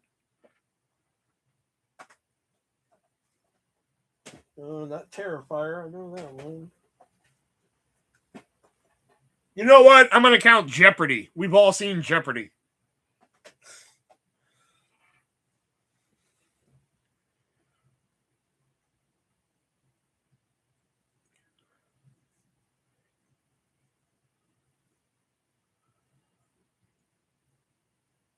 I just really wish they would have made the sequel. They had a sequel prepared, but this one didn't do enough business for them to make it. But they did a special for Paramount Plus called what was it, The Hunt for QAnon or some shit, and there's elements of that sequel script in there. So I was like, all right, this is pretty cool, dude, and everything. But the fucking Thomas Lennon is just so fucking funny. I tell people at work, I tried to use a Jim Dangle at Pizza Hut one time, and you know, I always wear my hat backwards, obviously, you know. So when I was working at Pizza Hut, I had to literally earn the right to fucking wear my hat backwards, you know. So they got to the point where they were like, all right, everybody has to turn their hat around and everything. I was like, I didn't listen to that. I was like, fuck off, you know. So I'm on the cutting board table one day, and she comes over and she's like, "Will you have to turn your hat around?" And I pulled a Jim Dangle on her. Jim Dangle's excuse for like wearing shorts is what I said to her, and I was just like, "Listen, all right, you want me to be fast over here, then I need to be able to work like a cheetah, okay? So I need to wear my hat backwards in order to be able to work like a cheetah, okay? Do you understand?" You know, and then Jim Dangle got to wear his fucking shorts and go on with his business and everything. In fact, yeah, they were like, her response was fucking, "Will, turn your fucking hat around." I was like, all right.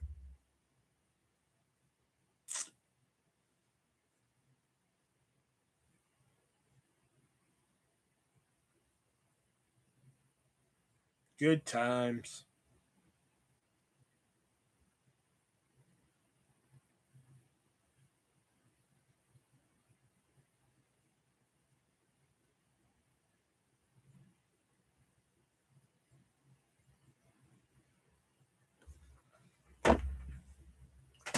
I can guarantee the next two. I'd be shocked if anybody has seen the next two, because this one I went and saw in theaters. I liked it, but whenever I see people talk about it online, people are just like, "Fuck this movie, it's terrible." Da da da. I always dug it. I haven't gone back to it in a long time, but I always dug the movie. The number 23. Jim Carrey's forte into the thriller world.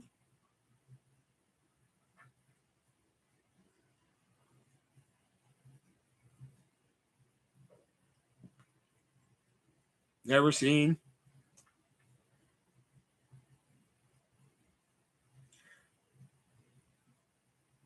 Like Jim Carrey plays like this dude who's like he finds a book and he becomes like obsessed with it, and he thinks like everything's like interconnected to the number 23.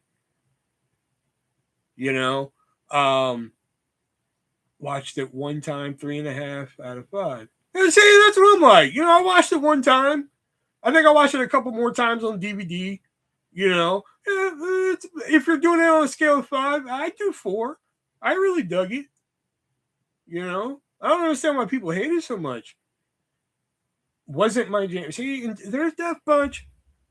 Fucking that was a fucking person that comes to the party. He's like, "Hey guys, what's going on? Man, we doing okay? All right, I'm gonna go get some punch." And when he gets to the punch, he's like, "Yeah, I just stopped him." Like, "Oh fuck, I'm sorry." And he sneezed in the punch, you know, and just fucked it up. You know,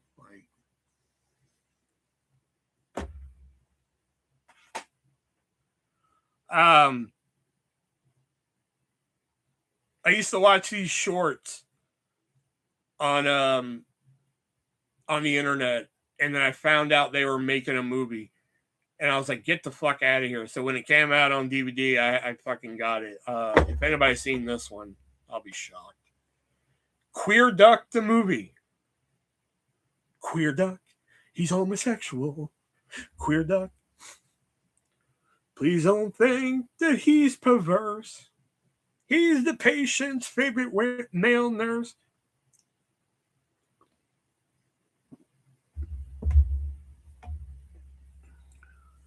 He's got friends, man. He's got fucking Bipolar Bear. Oscar Wildcat, Alligator.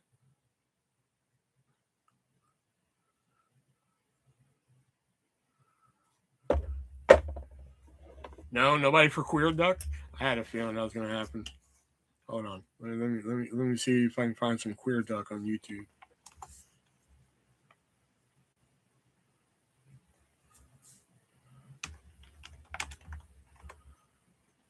Queer Duck. Oh fuck yeah, dude.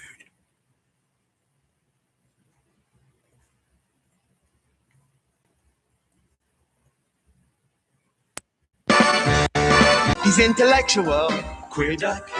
He's homosexual. Please don't think that he's perverse. He's the patient's favorite male nurse. He's okay. He's just fake, cause he's openly gay. Really queer, Queer Duck. Queer Duck. I'm gay as a goose. Oh, I saw Hike. It's awful, of course, but you see Kevin Bacon's weenie twice. Talk about shriveled bacon. I'm bad, I know. Whoops. Oh, my bitch of a boss is watching. Better look busy. Work. Busy. Attention, everyone. I have an announcement. I am a homosexual. So what's the announcement? I'm gay! Duh. I feel so liberated. So I said, I'm a homosexual. And they all started cheering and hugged me. It's so beautiful. Oh, Oscar Wildcat, you just gotta do it. If I came out, it would kill Mother. I'll do it tonight. How about you, Bipolar Bear? Oh, I already told my father. He was totally shocked. And so was his boyfriend.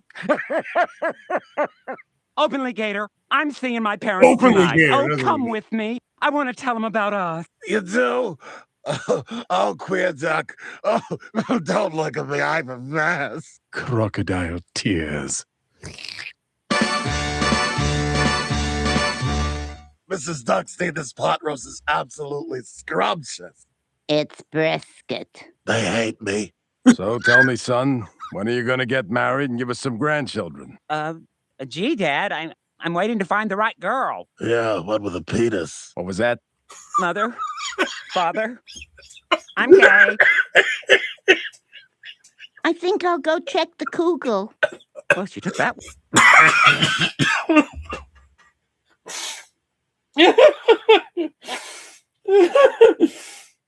I'm sorry, just the way he was like, yeah, one with a penis.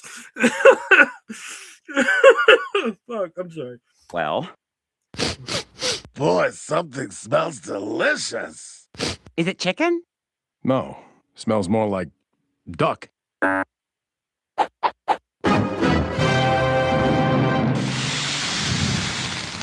Well, all I can say is, well done. Woo-hoo. Gay pride.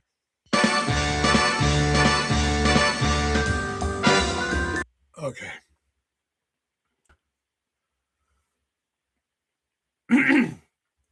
So they're Jewish. So yeah, this is the movie version to the shorts. And I think it even includes some shorts on the special features 5 original Queer Duck shorts. You gotta admit, that fucking theme song is catchy. I don't like that ending. That's your takeaway? That's what you found offensive? Just the way he was just like, yeah, one with a penis.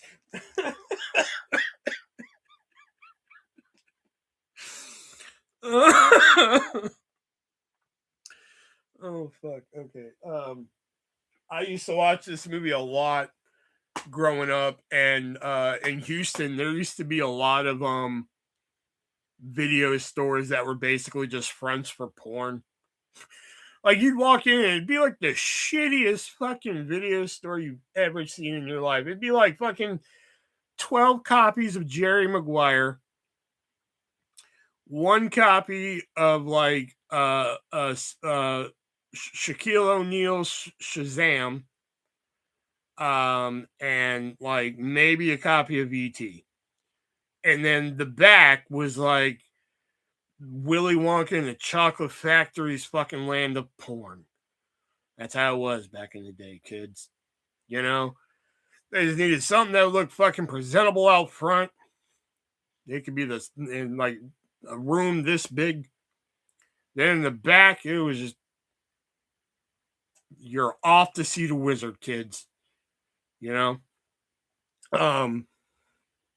Anyway, I happened to found something in the front of one of those one time that was actually worth my damn while.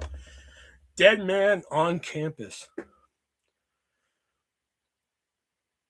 It smelled like BO and it was all sticky, huh?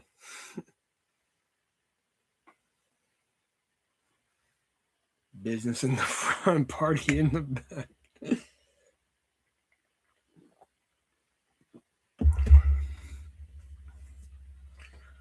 You've only seen parts. Oh, Dead Man on Campus is. This was the movie. Mark Paul Gosselaar, aka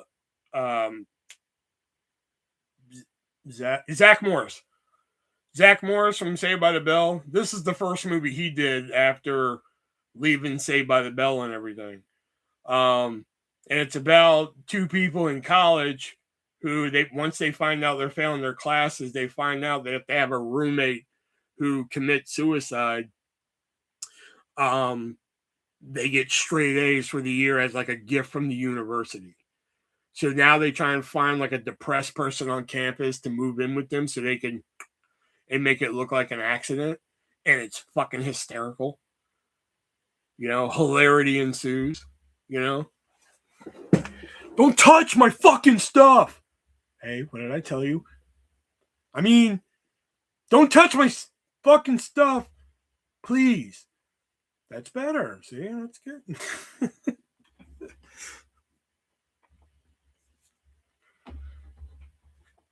Fucking. You're just some stupid poser. Hey, man, I am not a fucking You're not even British. Oh, that's like my favorite fucking part in fucking movie. And one of the references I use all the times in my life come from this movie, and nobody ever gets it. Like when I fuck around with people, you know, when people used to come into like Blockbuster or Food Line, when I used to work there in North Carolina, people would come in and ask, like, if you have a criminal background, can you work here? You know, and it's, yeah, of course. Oh, yeah, of course. And then just to fuck with them, I'm like, I have a criminal background. I work here. And they're like, oh, yeah, what'd you do? And there's a line in this movie. I'm like, attempted vehicular homicide. And they just kind of like nod their head, like, right on. You know, and I'm just like, whatever the fuck that means. And they're just like, what the fuck? And like, nobody ever gets the fucking reference, you know? And it's always from this movie. Oh, my license is suspended. Why? Attempted vehicular homicide? Oh, whatever the fuck that means. Oh, shit. All right, let's do a cool one here. Let's do a cool one. The Complete Gallagher Collection. I really like stand-up comedy, and I'm a big fan of Gallagher. If you don't know Gallagher, he was a comedian from the 80s. He used to smash a lot of shit. This is his complete box set here. But what's really cool about it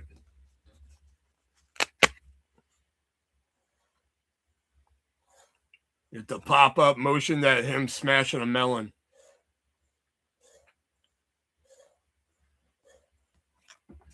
I don't think these are fucking easy to come by. Let's do another Amazon check-in, too. Just to see if we can make money. I would never get rid of this, but...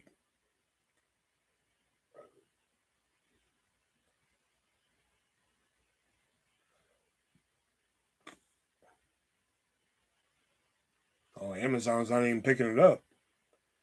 Oh, we couldn't find the mat. Let's try again. Hold on.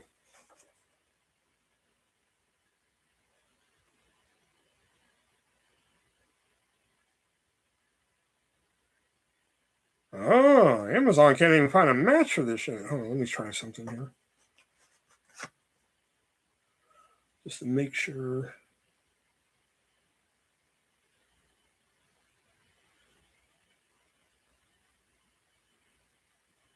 Oh, yeah, Amazon can't even find a match for it. That's creative box art. eBay. I'm not gonna do it through the eBay one. But yeah, Gallagher. I like that Gallagher clips are showing up on TikToks and shit like that now. I kind of like that. I feel old, but I like that he's showing up now. Being introduced to a new generation.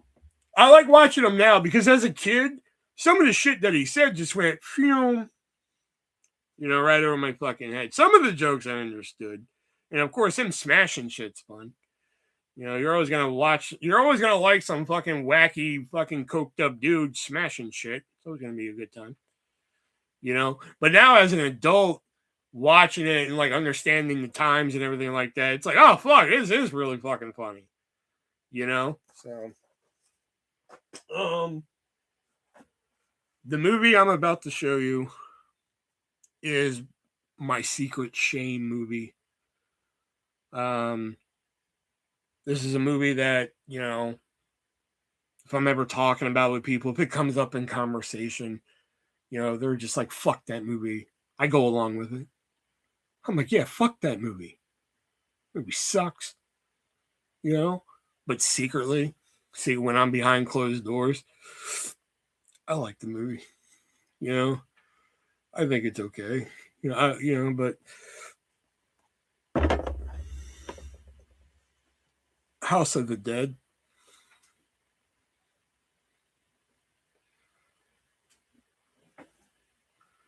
Listen, I like it. Listen, there's some bad shit in this movie. I'm not gonna fucking lie. There's some cheese in here.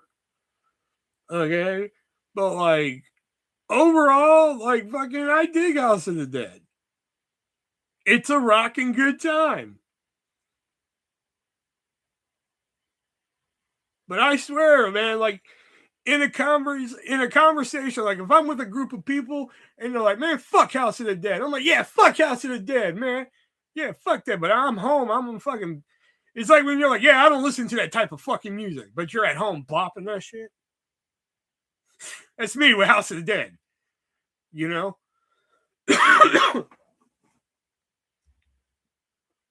It's like them real tough guys. You probably, you see, listen at the gym, they have them headphones in looking all intense, and it's like, they're a fucking Swiftie. One time was enough for you. I mean, I don't watch it regularly, but I'm just saying, like, if I'm ever in a situation, I have the DVD, if I ever fucking want to pop it in, I always dug it. I hear they're trying to make another one. I don't know if they're like making a requel or whatever the fuck they call them these days. A requel imagining, a requel imagining. Wow, that came off easier than I thought. That got them all in there. Requel imagining. Yeah, that's all of them. To whatever, but I don't know. I think the room's going to be split on this next movie. I'm just no. I think that this room's going to be split. The Ringer with Johnny Knoxville, where he pretends to be handicapped so he can rig the Special Olympics. Now, before anybody attacks it, the Special Olympics endorsed this movie. I just want y'all to know. When the fuck did we get ice cream?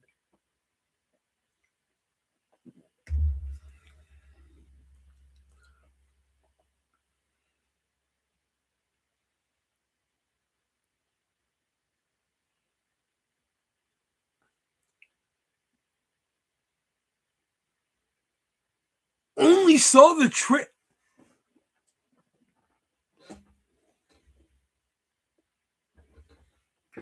You have brought dishonor to this family. Oh, Death Punch. I forgot to ask. How was Clue?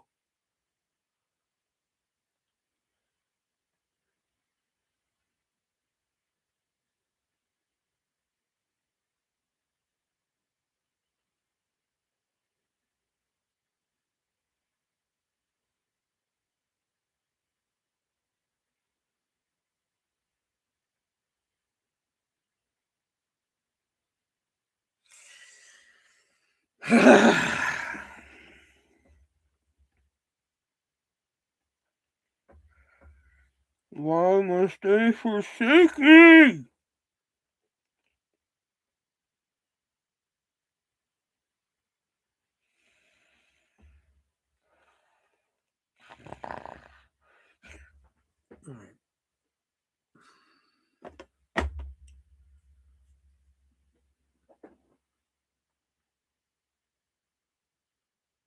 Like, do y'all just do this now just to disappoint me?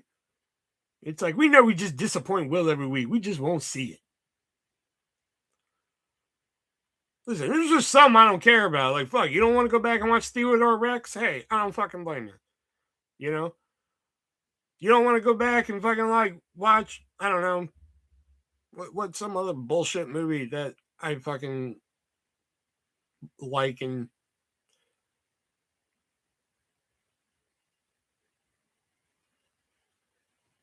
you don't want to go back and watch Ghost Dad? I don't know, it's the first movie I thought of. That's cool. But come on, it's fucking Clue. Get the ringer out of here. A lot of inspiration for shit comes from these movies. Excuse me. Waiting, still waiting. I like the sequel. I don't care what people say.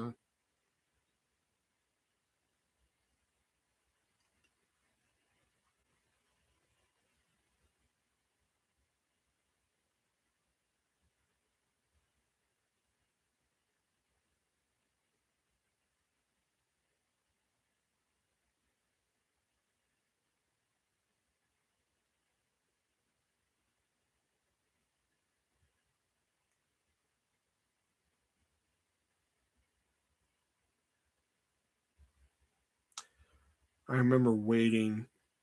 I think I saw it with you.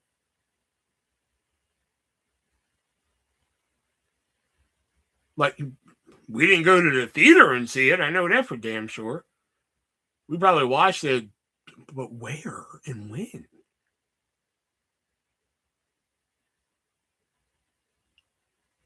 No, no, we didn't. I'm fairly certain we didn't.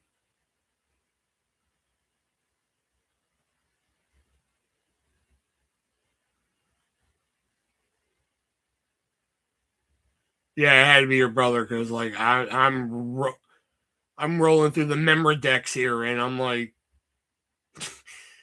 does not compute, you know?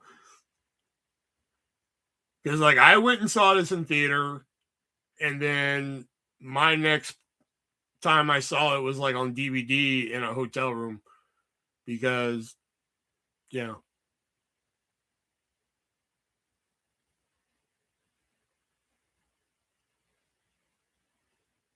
Because we didn't have power at the house, and we stayed there. You know, that's a shitty ending. I was with a fucking Houston whore. That's a better ending to that story.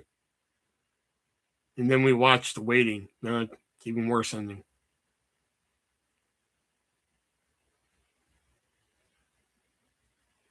It just doesn't get better.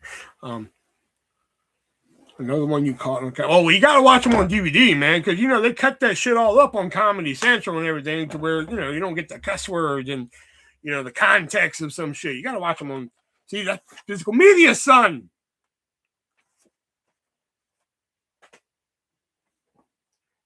I don't even know why I pulled this. Backyard Dogs. Y'all didn't see that. Me, Nick, and Shelby, for that matter, did a full podcast on this movie.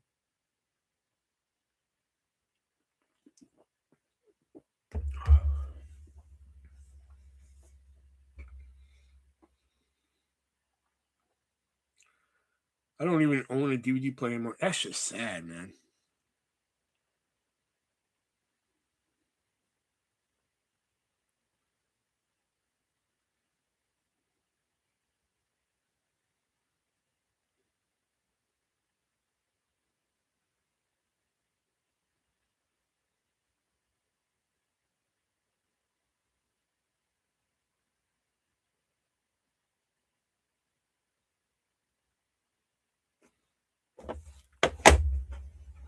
Here's a documentary about just a joke, the aristocrats. Man. A lot of great comedians in here. Let's see here. Hank Azaria, Louis Black, Drew. Fuck me, man.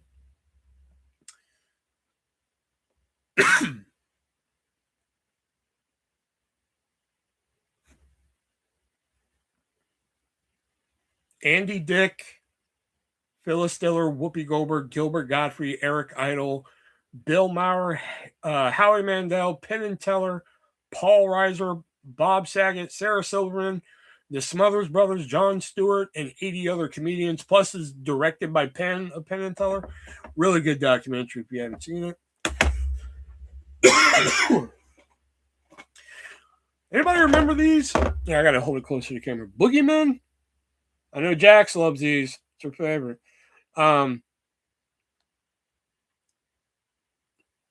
These were popular for a bit. They were made by a company called FlixMix, and they were like compilations of like all the best horror movies, and it was scenes from them. And they came out with another one called Ultimate Fights, and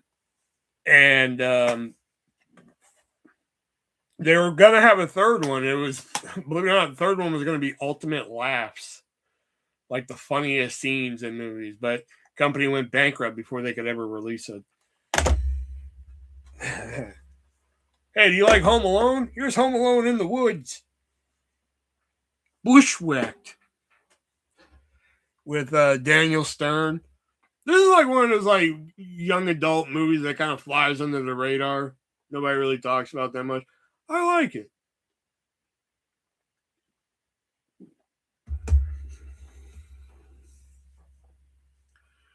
All right, there's 3 people here at the moment for this last one in the stack because I'm going to have opinions. Bushwhack this one? Yeah, I like Bushwhack. I like the fucking one, like when he has the dolls. And he's like, oh yeah, that's right. And then he gets a cigarette. And fucking, that's the shit that cracked me up in that. When he's explaining, yep, there. When he's explaining the birds and the bee, yep.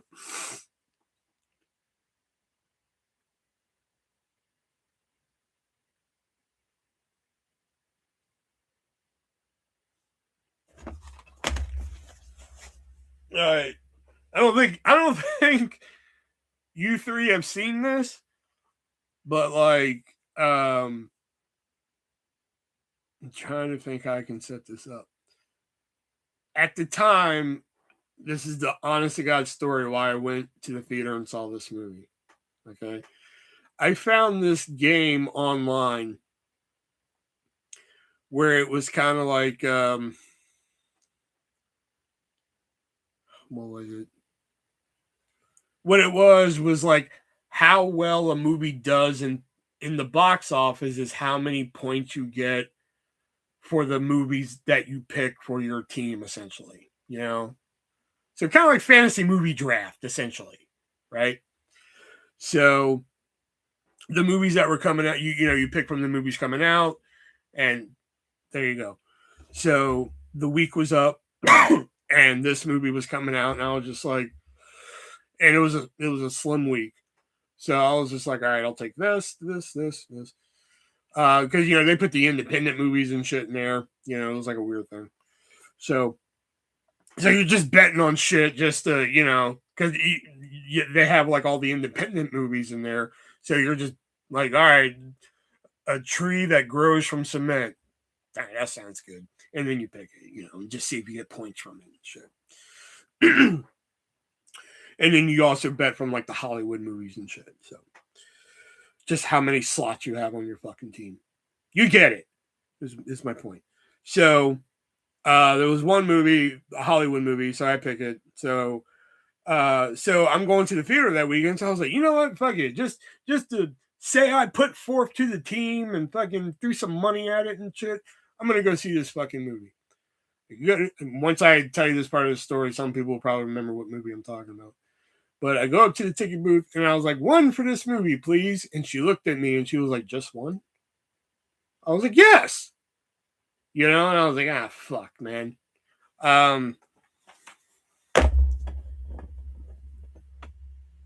Bratz the movie. And listen, I'm not saying it's a fucking perfect movie. Okay? I'm not saying it's a perfect movie. Is it cliche? Yes. Does it use Comic Sans? Yes. You know? But it has a fucking bitchin' soundtrack. Okay? And it kind of has that like fucking friendship forever kind of moral and shit. It comics. It does. It fucking uses. Look at any review look at any reviewer's review online of this movie. They always mention the fucking Comic Sans in the fucking beginning of the movie. You know, this is a lot. Yes, this is a live action movie of the toys.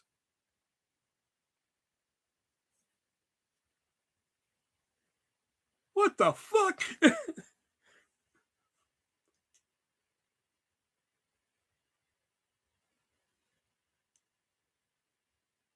And then here's the PS's doing. Fucking movie bombed in theaters anyway. I barely got any points from it. You know? So I was just like, well, at least I can say I tried. I wish I could remember what fucking site that was, man. Like, fuck.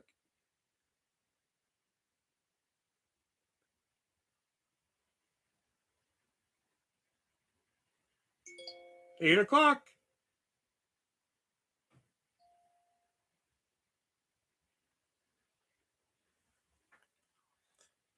I actually have the soundtrack to this somewhere.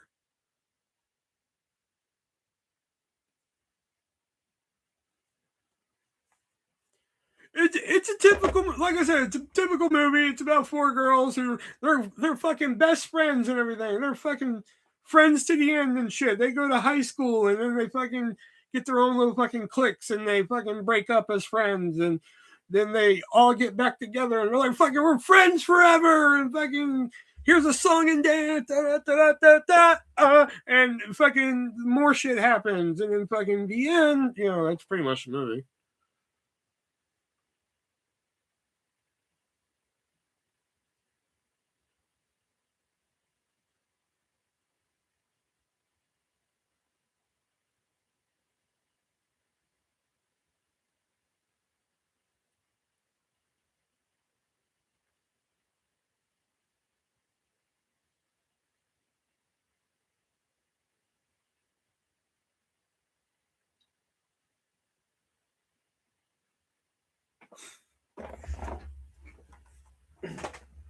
All right, I got one more little section over here. Oh no, don't fall. I'm just trying to put you out of the way so I can make another file.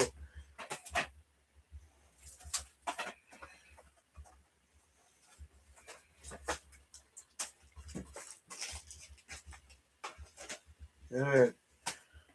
This is a, I think, rare now, 4-disc version of the 70.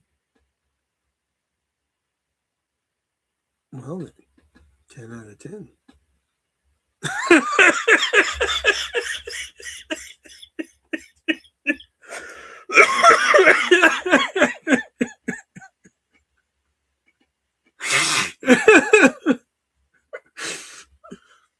I mean, like, really, that's pretty much the fucking movie.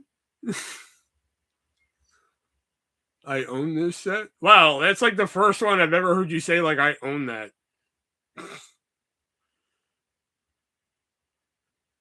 Usually you're like, I saw it opening day.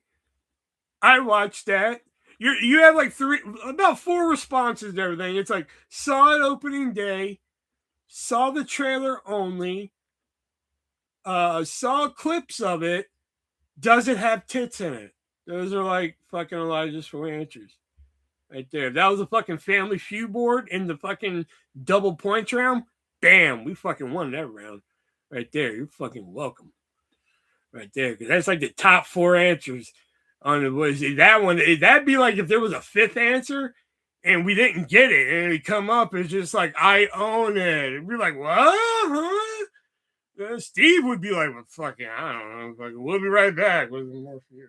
Fucking, I wouldn't fucking figure that one. You know?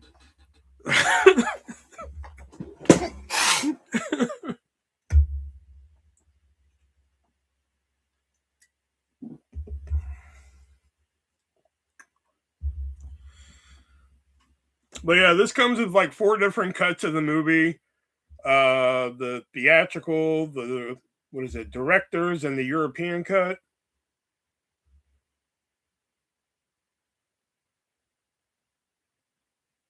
Yeah, European and extended. That's what it is. So. All right, we did that. Let's try this. Anybody ever hear of this? Frankenhooker? Want a date? Anybody?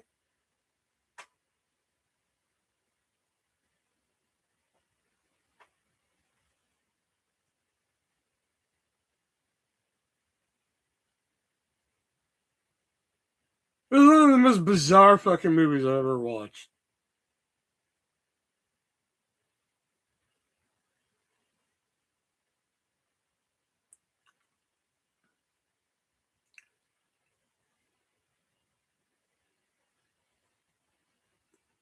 Like, this is a movie that if you just like, if you describe it to someone, you're just like, you're fucking with me, right? It's not a movie. You know, it's something somebody made up. Like, it's literally about a man who loses his wife to a tragic lawn mowing accident. Okay. All he has left is her head. Spoiler alert. All he has left is her head. And so he needs to, you know, it's called Frankenhooker. So he goes out and gets hookers and he accidentally kills them with not crack, but fucking super crack. And they explode. I wish I was making this. I am not that fucking talented to make that up. You know? Then he uses the body parts to put his wife back together. He uses the head and the dead hooker parts, put them all back together, and then, you know, the fucking she's alive scene, and all of a sudden she has her face, but all she can say are like hooker terms at the 90s hooker terms. You know, want a date? How much? You know, let's go have some fun, or whatever the fuck she says in the movie. I forgot. You know, and then fucking, I guess, hilarity ensues. Again, I'm not that talented to make that shit up. Anything you want, there it is. I figured this would be like an Elijah's like top 10 favorite movies.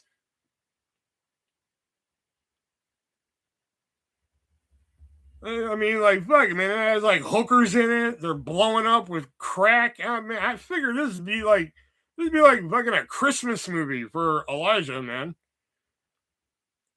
You like, gather around the Yule log, kiddies. It's time to watch our traditional Frankenhooker. Grab some cocoa.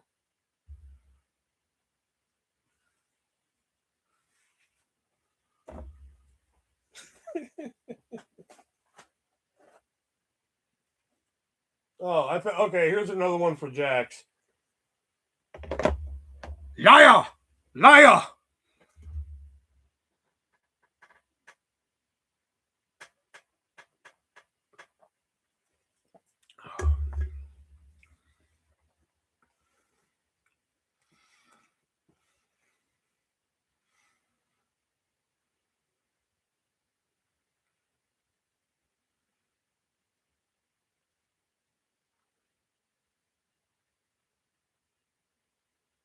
See, I figured you saw Liar Liar.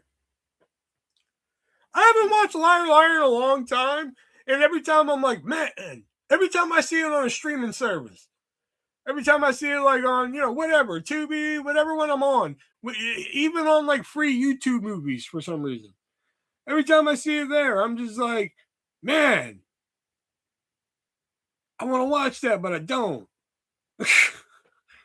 I don't know what it is. I haven't watched it in so long, but like every time I see it, I'm just like, I want to watch it. And then like once I like go to hit play, I'm just like, no, I'm good. Like I don't know what it is with it.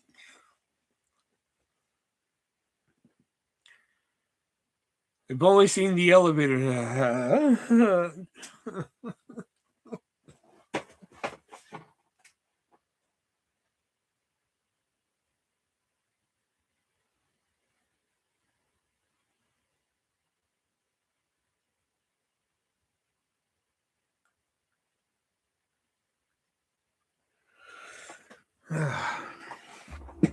Tearing me apart, Lisa. All right.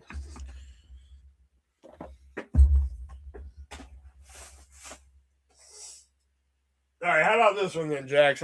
Oh no, we no. Okay, I thought. Never mind. All right, here's one. Daddy, would you like some sausage? Daddy, would you like some sausages? Daddy, would you like some sausage?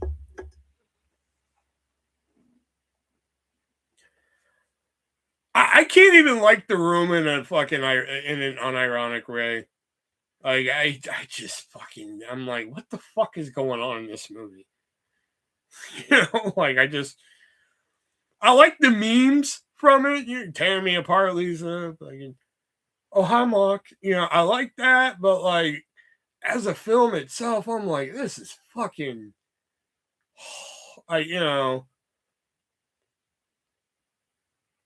It's not even so bad. It's good. I can't even look at it. That's what I'm trying to say. I can't even look at it like that.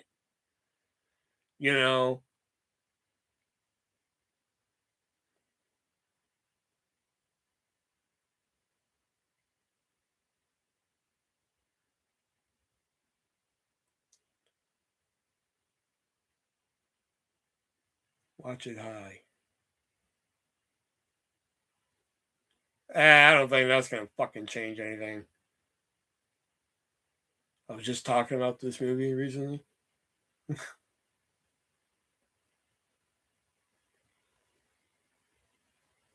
I hear like people want like, yeah, I should look this up. I've heard like I've seen these before go for like stupid money. Let's see if this.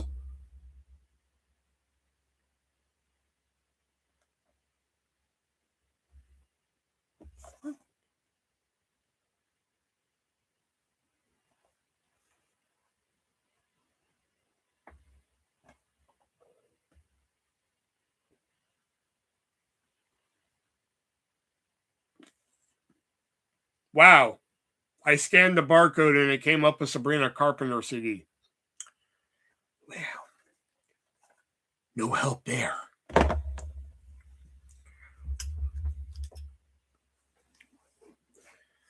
No,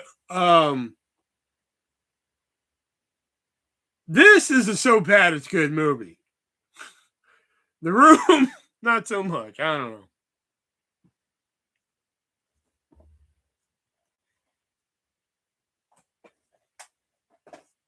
Oh, what am I doing?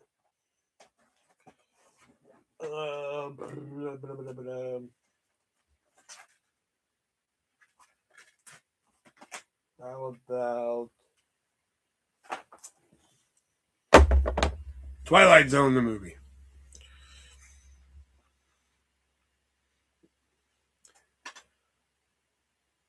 I must have bought two of these because, like, I just saw one of these upstairs and I opened the disc and I opened the case and there was no disc in it. And I was like, yeah, because I was like, I thought I owned this and I didn't have a disc for it. And so I must have forgot about it because, like, I saw this in the box that I have down here and I was like, oh, this is the one with no movie in it, right? And I opened it up and the fucking movie was in there and I was never so fucking happy. I might watch this tonight.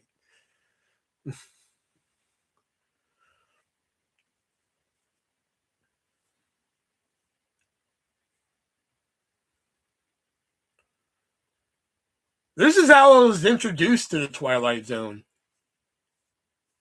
Like, I always heard of the Twilight Zone, heard like the jokes, like, oh, where are we going? The Twilight Zone, Jim. Yeah.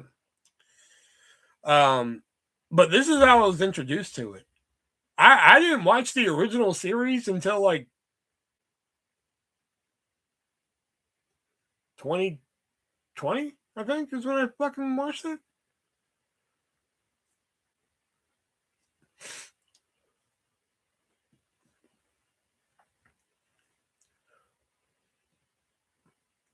Like, one of my favorite all-time like Twilight Zone segments are in this, or is in this, I should say. Plus, I also have the novelization of this. It's actually like, fuck, it used to be like really close by. Yep, not anymore. But I do have the novelization of this too.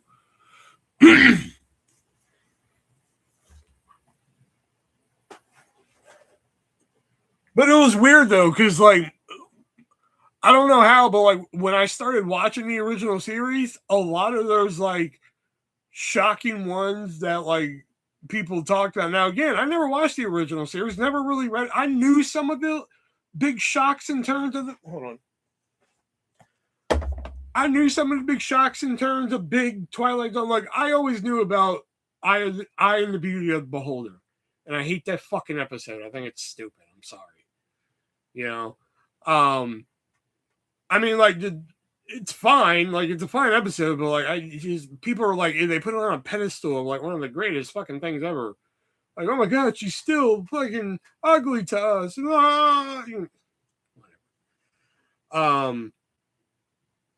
But like some of the like ones that like I've never fucking seen, like I called. Like I think one was To Serve Man. You know, spoiler alert for anybody who's never seen To Serve Man here, but I'm watching it and like she's like studying the book, and like before she even got there, I was like, it's a fucking cookbook, isn't it? You know? And I was like, I don't know how I figured that out, but it's a fucking cookbook. You know, it's a cookbook, you know. And there was another one that like there was like another big one that like I was just like I knew the fucking ending before, you know, before I was like a quarter of the way through the episode and I knew the fucking ending. You know, and I've never seen it. Oh fuck, what the hell was it?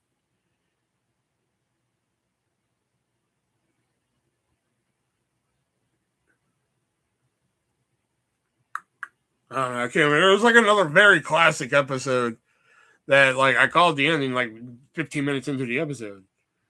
You know? And like all the ones that people love, I'm just like, they're good, but I don't know why you love them so much. You know? Like the Eye of the Beauty of the Beholder is one that, like I just said, I don't understand why people love it so much. Was it, I just had it on the top tip of my brain. Oh,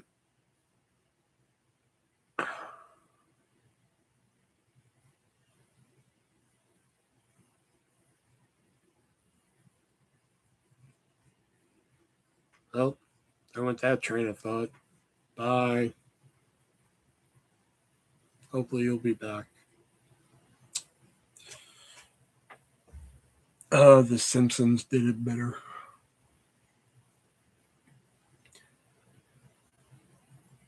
Oh, that's what it was. Got it. There was that train. Boom. It was the one where he you know, the world gets blown up and like he finally has time to fucking read and then his glasses break. That's when I was just like, his glasses are gonna fucking break. You know, like, but and plus people are like, that's one of the best fucking episodes ever. I was just like, what the fuck are y'all on? Like the best episode, the ones I like never fucking pop up. I think honestly if Flight 23 is phenomenal, you know, because like that episode just leaves you wanting more. You know, I still want to know what happened to them. Are they still flying through fucking time and shit? Did they make it? Ooh, I fucking want to know. And even though it's not really a Twilight Zone episode, but an occurrence at Owl Creek Bridge, I think it's fucking fantastic. Trying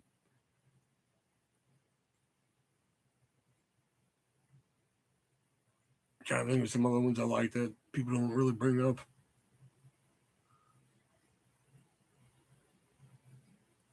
The Midnight Sun is kind of brought up a little bit. I like the Midnight Sun a lot. Write a book about what happens to him. Yeah, that might be an idea. Because, like, you know, because like I even read the graphic novel for the Odyssey of Flight 23. Because, like, I wanted to see if, like, the comic added anything different to the show. And they did. They added a little things different, but, like, it still left you wanting more. And I was like, fuck, motherfucker, man. You know? And I even listened to the audio drama version. I was like, maybe that has something, you know? And it's pretty much identical to the TV one, but it's still pretty good. And again, they all end practically the same way. And I'm just like, fuck, can one of them end with like a concise fucking ending for me? Because like I want to know what fucking happens and shit. You know?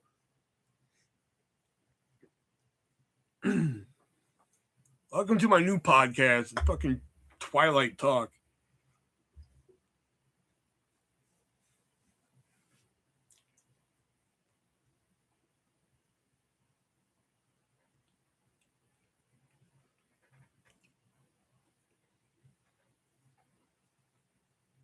I thought about doing that a couple times. Thought about just fucking just popping up with like just a random fucking shit.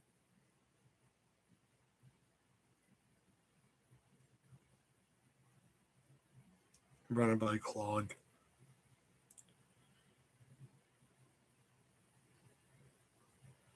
You've never seen any Twilight Zone. Oh my goodness. I think you would like the audio dramas, Jax. You would get down with them. There's like fucking like 160 something episodes or like 40 something minutes a piece. You would like them.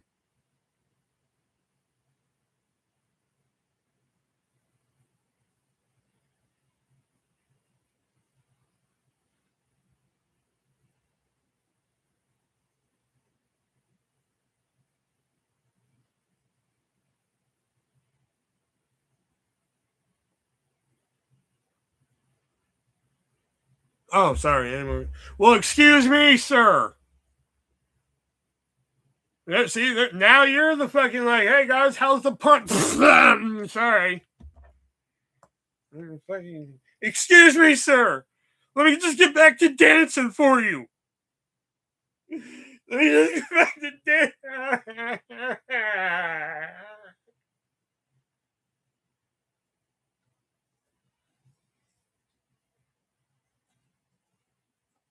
Here's 3 of them. No.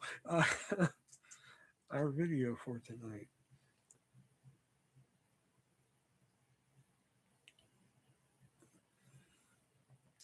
This is when I thought Jax would fucking like.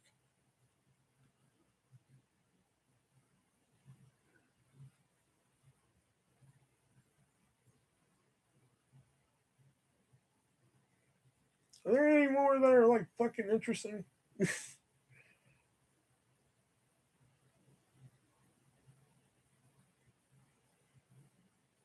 Yeah, I don't have anything. I don't have any other fucking kooky stories and shit right now. We'll save some for another night.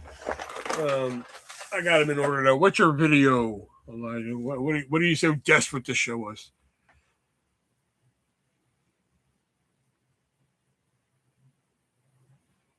If it's fucking about Pizza Hut, I'm coming to Florida and I'm whooping your ass.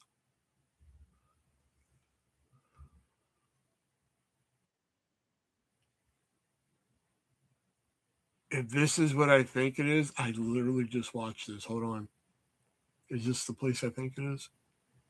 Yeah, I just watched this the other night, but all right, I'll play it. That's funny. Oh, fuck. I watched this the other night. That's fucked up.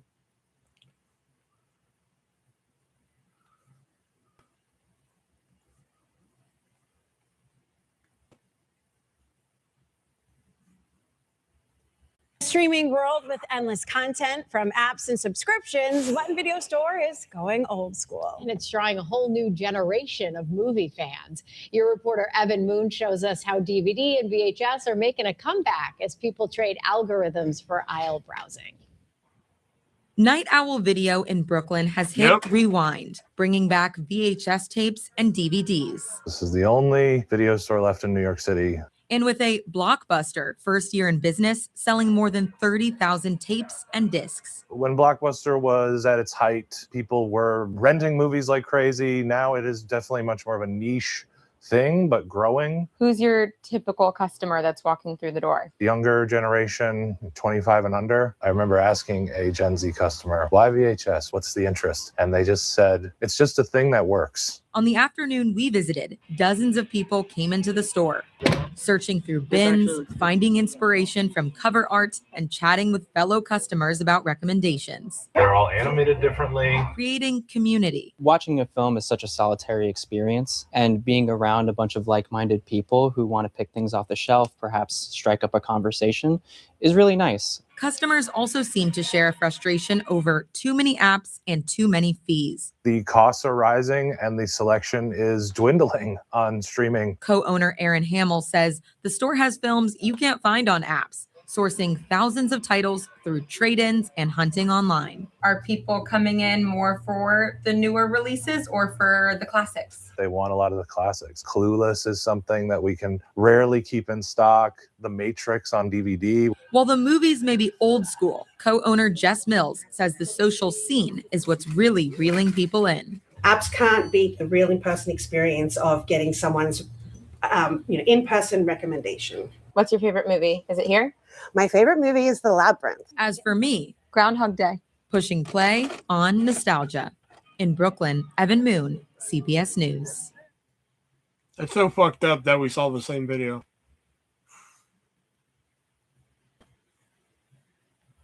Get out of my head! Okay, sorry.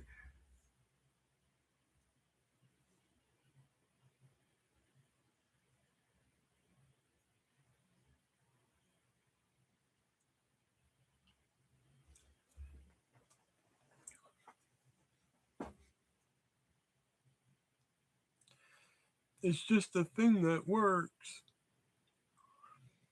Listen, like I've said 100 times before, like streaming's cool. It works in convenience. Okay?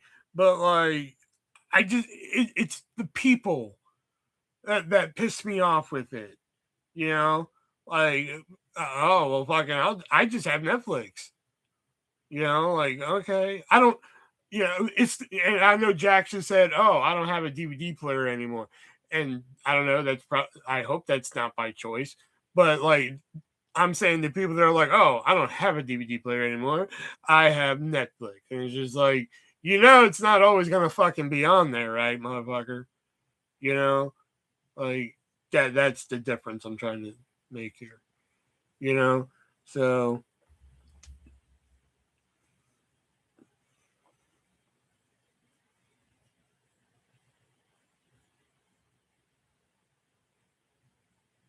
it just broke and we never replaced it. Ah.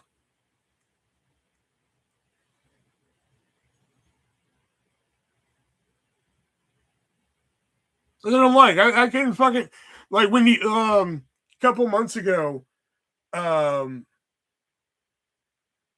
fucking, when I was like doing the fucking basement, like over there, when I was doing the lives over there and shit for a bit, it was because this is a true fucking story.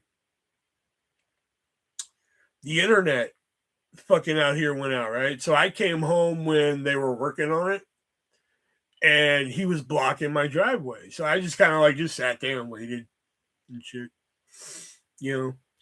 Like he knew, and like he opened like the little box that was up there and shit, you know.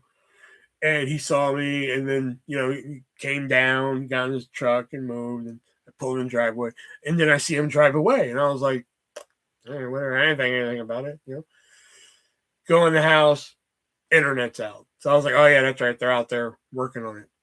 Never comes back on. All right, so finally my sister calls the technician out, and he comes out, and apparently when he drove off, he never came back to fix the damn box. All he had to do was like come back, and the guy who found it, all he had to do was like flip a switch in the box that's like outside for the internet and shit. I forgot why the fuck I was telling the story.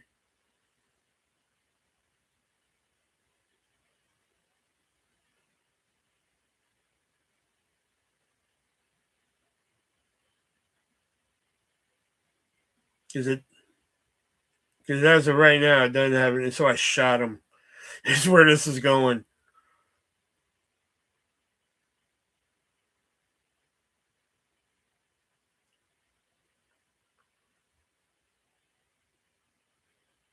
Yeah, the internet was out, but why was I telling it? That's what I'm trying to figure, because I knew there was a link.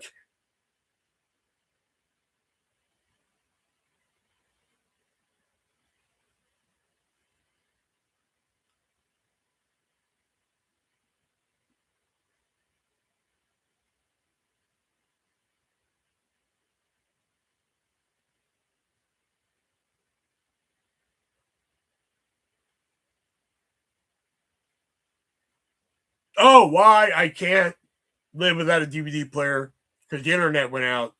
Fuck, there it is. That train came on back again. There you go. Because when the internet went out and shit, that's what I survived on. I watched like the middle on DVD until they came out and fucking fixed the fucking thing. There it is. I found it. It had a happy ending. Nobody died.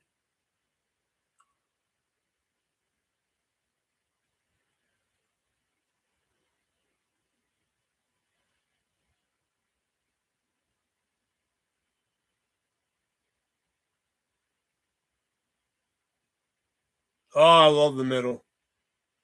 That's a rewatch show for me. I can rewatch that a lot.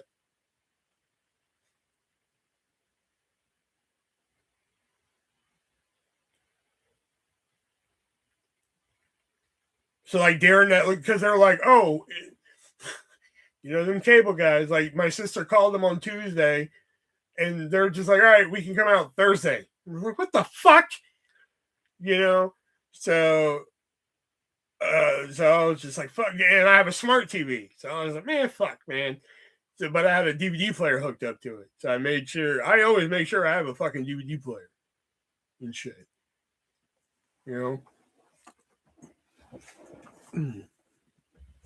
That's where that story was going. There was the link, man. Say, I got it back.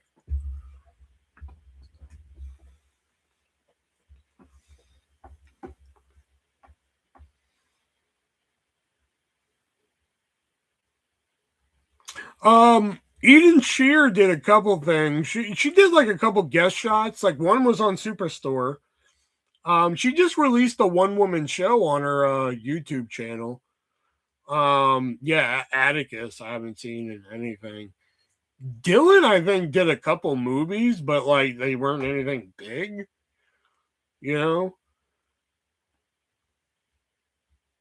I hope I have an external DVD player that works with a computer. But that's me. I that's one thing I hate about modern computers. They don't have an optical drive, and I'm just like, what the fuck, man? I guess it makes them thinner. I guess I don't know, but I actually have two.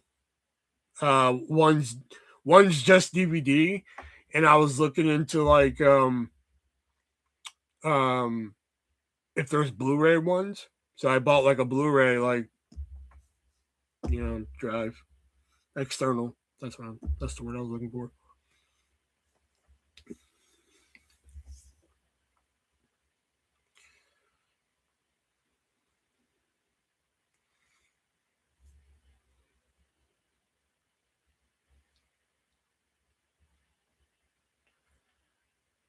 You can get a Blu-ray player at Walmart for $50.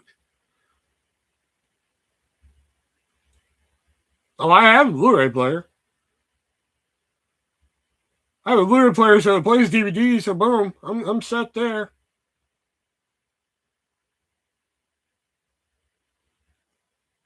And like once I got the PS5, I bought 2 4K discs because I was like, all right, I want to see if this is any better. Watched it on my TV, really didn't fucking see any difference. It's a flat screen, 4K TV. I believe it's 4K. I have to go look at the box. And I really didn't see a fucking difference. I was like, all right, well, I don't have to get into the 4K craze.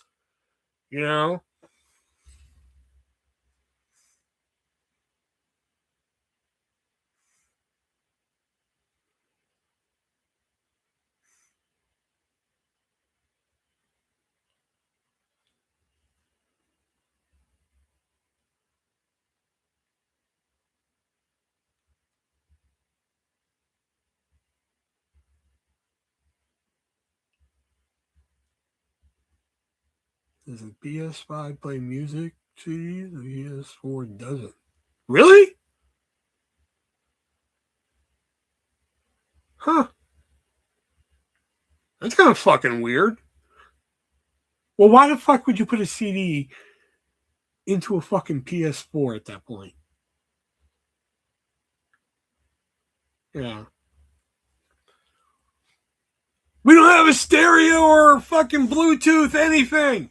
Put a fucking CD in the PS4 on the TV. Stat. Fucking bump that song. Baby, when we're grinding, how you so it? Oh, it'd be on like a fucking mono TV. So it'd be like, baby, when we're grinding, I know excited. Ooh,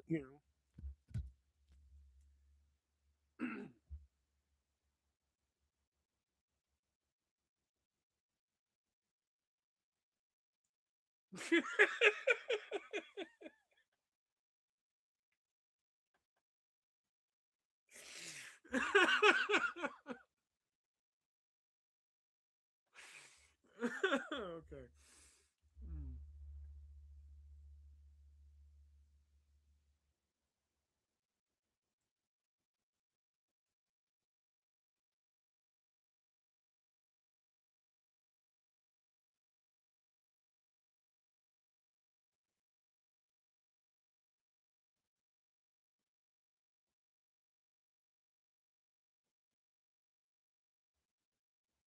At first, I was just like, why wouldn't it play? Why would it not play a CD? And then it dawned on me. I'm like, why would it play a CD at that point? Like, I get why PS1, 2, and 3 played it. That made sense. I think the PS3 edition was just like, yeah, fuck it, I guess. But like, yeah, PS4 again. Like at that point,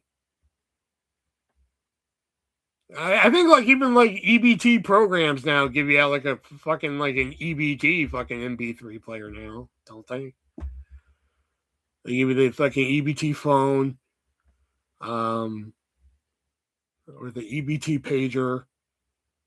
I'm sure they have one of those. Here's your EBT MP3 player. Oh, it's an iPod. Don't call an iPod. We'll get sued.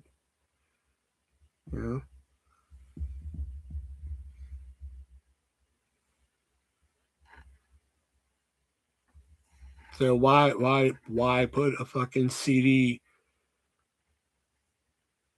edition onto a PS4?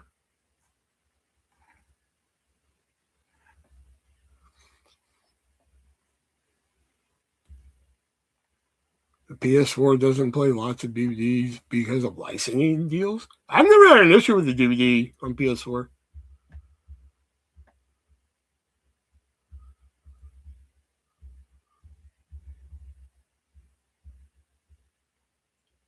Like the fabulous region-free Blu-rays at moviesarusa.biz, they work perfectly on my PS5.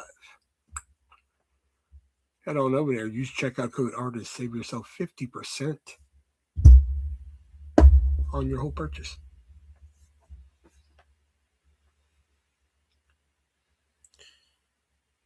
The PS4 doesn't play lots of DVD. Oh, fuck. Sorry, I just read that.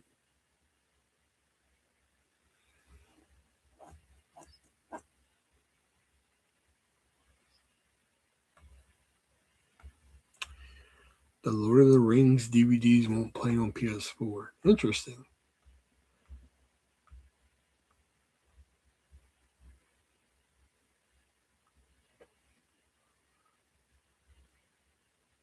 I have PS5. I literally just got done paying it off like 2 months ago.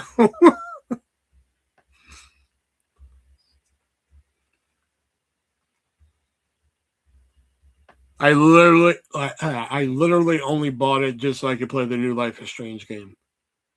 And then on top of that, I fucking bought the super fucking deluxe edition of it that didn't even include the game.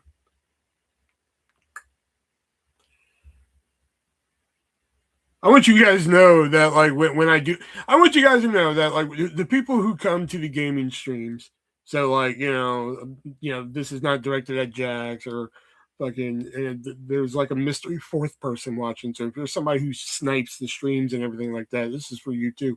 But, like, I want you guys to know that, like, when I go get a game like Life is Strange, Double Exposure, Reunion, believe it or not, even Directive 8020.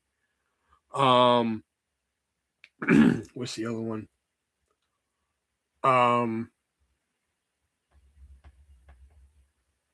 There was another weird one. The Quarry. Okay. When I stream these games for you, I know there's bigger streamers streaming the same fucking games. Okay. But, like, when I stream these, I'm like the only guy pre-ordering and getting these games at the store. Like when I got The Devil in Me was another one that, like, I called them. I was like, "Do you have a copy of, like, The Devil in Me?" And they're just like, "Yes, we have one copy." I was like, "Fucking head to the store." I walk in, I look at it behind the glass. I was like, "Can I get this copy of Devil in Me?" They're like, "Are you the guy who just called?" I was like, "Yep."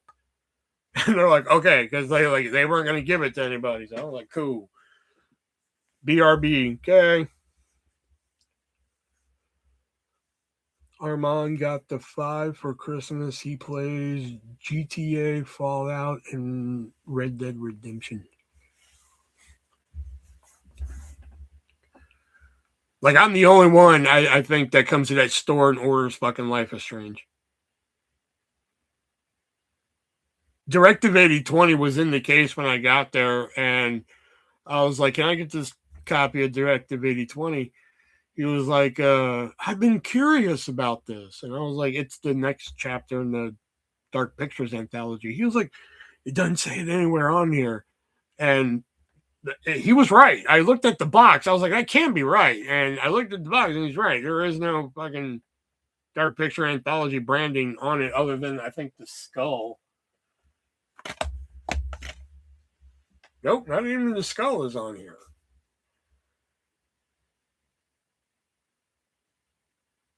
Yeah, there is no mention of the Dark Picture anthology anywhere on the packaging whatsoever. You don't know that until you actually play the game. And even then, I don't think there's a lot of connection to it other than the skeleton.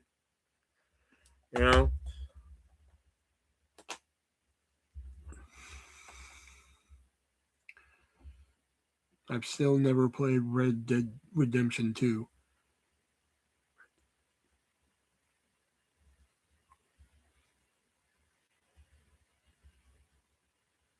Oh, okay. That's like the on. Okay, got it. Took me a second to remember that. No. Okay, yeah. Red Dead Revolver was the first one, then Red Dead Redemption. Yeah, okay, got it. I've never played them either. I fucking.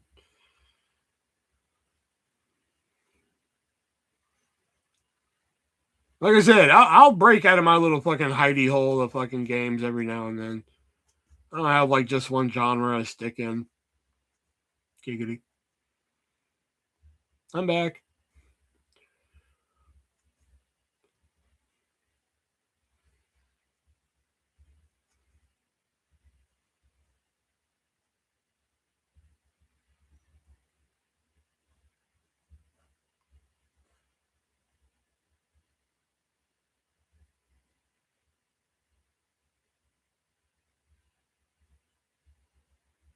I was looking at that, what is it, Settlers of Catan on PS5. And I was just like, I wonder if we could play that fucking live.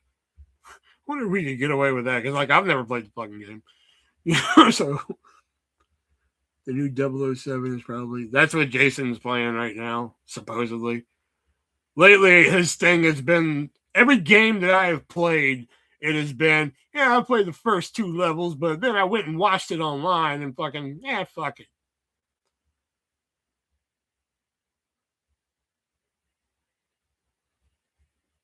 He beat Fallout 4, so he created a chick character based off me to play it again.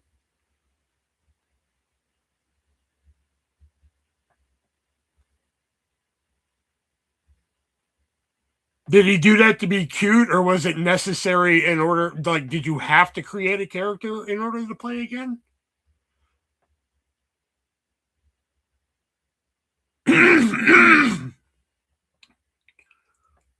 That sounds kind of weird, you know what I mean? Like, it's just like, you finish Fallout 4, you can never play again.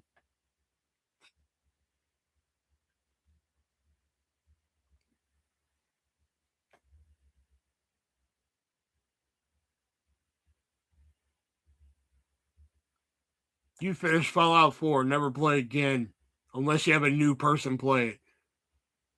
Fucking Armand's like, hey, I got to make like a chick. I'm going to make it look like you. Is that cool? And you're like, of course, no problem. Oh my God, this is sweet. You make it look like me. Oh my God. That's your reaction to it. More than likely. And then that's how he gets back into fun. Fallout's like, all right, that's cool. You know, you can play again and go ahead. You know. Or I'm overthinking it more than likely, and it's just like new game, and he's just like, I'm making a chick this time. It's gonna look like my lady. Everything.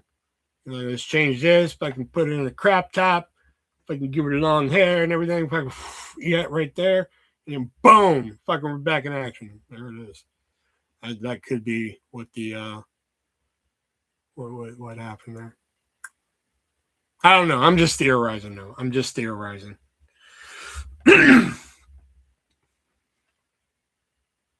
Yeah, it's totally how it sounds.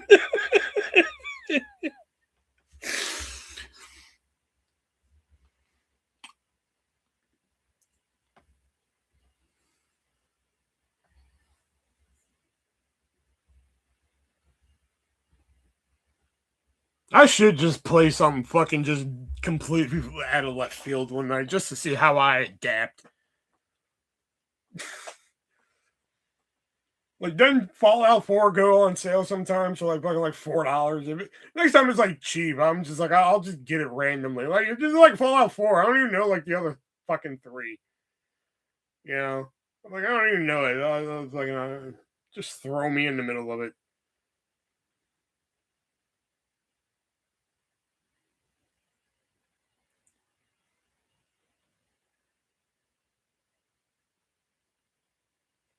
So I pretty much learned how to play Halo for a bit. I had no idea what the fuck I was doing. They just threw me in. No, it's still fucking sealed. It's still fucking sealed over here. Yeah.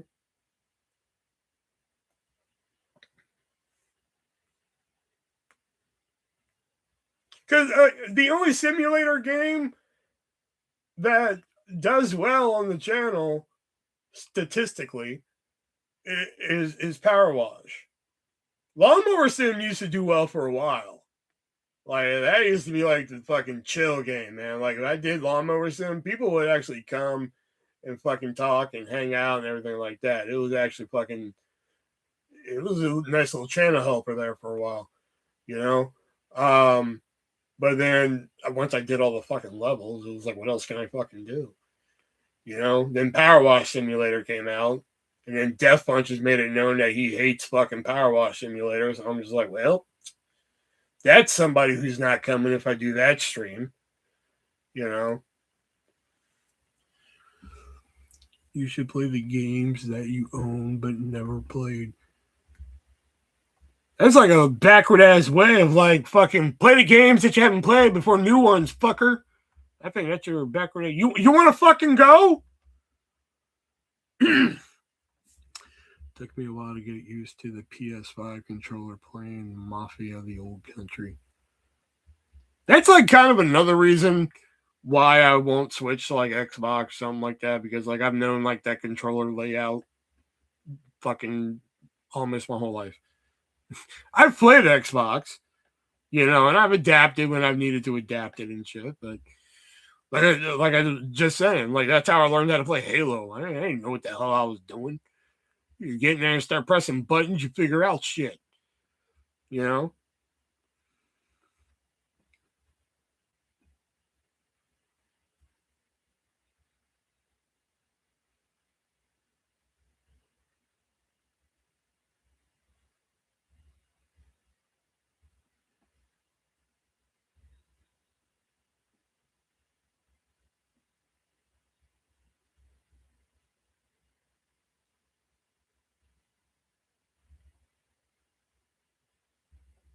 Trying to think of like, no, you know what game would be really fucking out of just, I think I got an idea. The next time I see it like really cheap, a game would really just be like fucking out of fucking left field.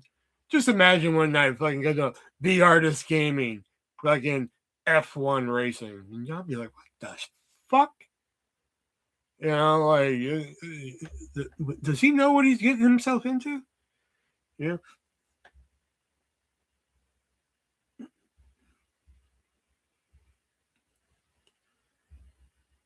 That's how legends are made. Keep pressing buttons till something gets. Exactly, man. Like throw shit. I had to learn the grenades and everything on that. Oh, man. I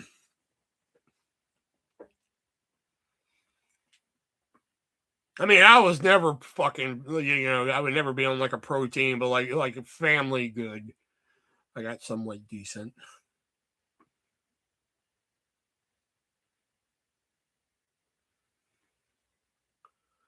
Then my cousin got Xbox Live, so like when I would go over to his house and shit, or I'm sorry, when we would go to the mansion, we would get on Xbox Live, and I would get on the microphone and just start singing "Holler Back Girl" by Gwen Stefani at people, just to fuck with them and shit while we would team up in Halo and shit. Oh, it was.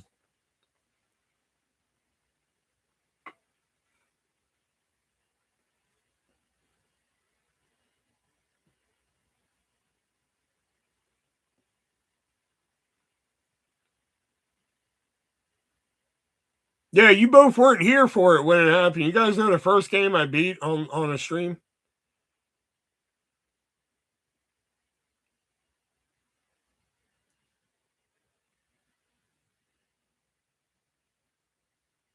I should go back and play that. I've been meaning to, just because I like it so much.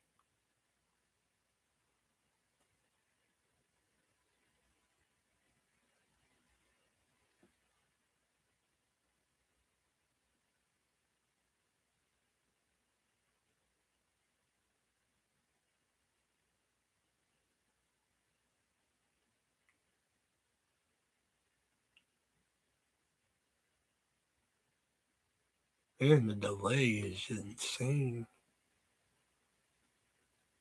The whole reason I chose to play Station Over.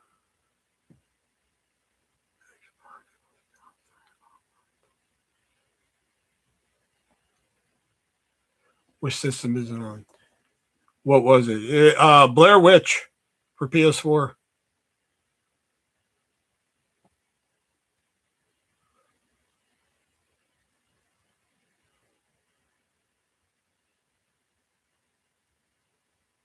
You guys know me, I'm a fucking huge Blair Witch fan. So like when I got the PS4 and like I digitally downloaded the game, I was like, oh fuck, I gotta play this shit.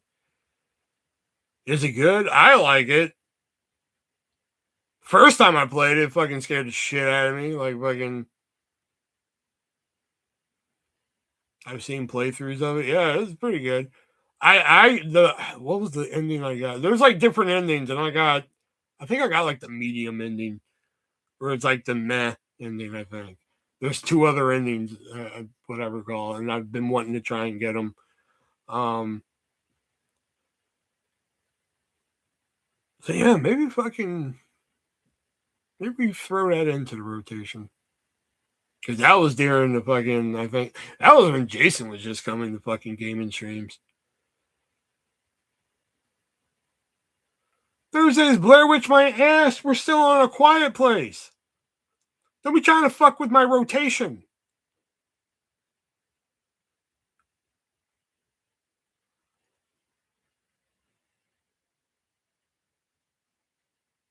We will slot Blair Witch now after A Quiet Place.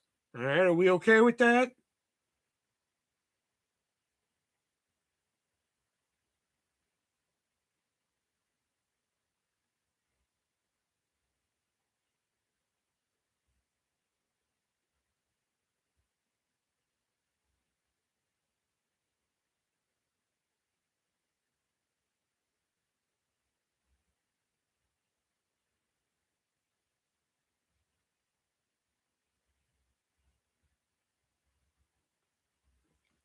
You have like 50 minutes left. Okay, Captain Spoilers.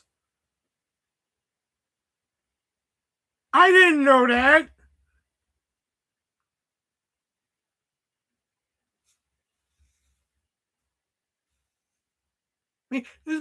Now he's just like, you know what? I'm just not going to sneeze in the punch bowl. I'm just going to piss in it. Is everybody okay with that?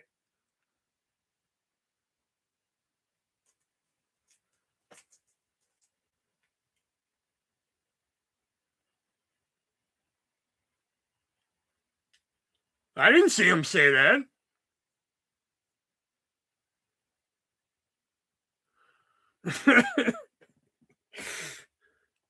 I'm laughing at fucking what I said because Death Punch got it.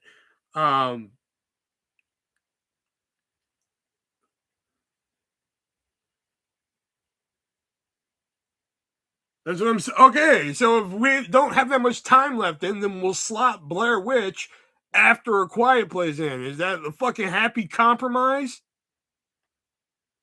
Because it was Autopsy Simulator, the story mode, next. Since you think you run shit around here just because you show up.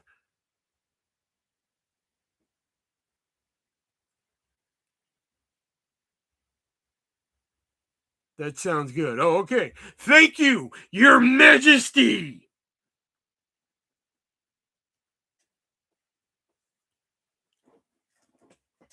Yeah, Autopsy Simulator. Yeah, we did a night of that.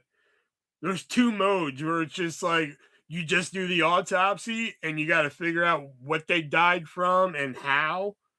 It was kind of kooky and fun, but it did get a little repetitive. It's gory. Yeah, it's gory.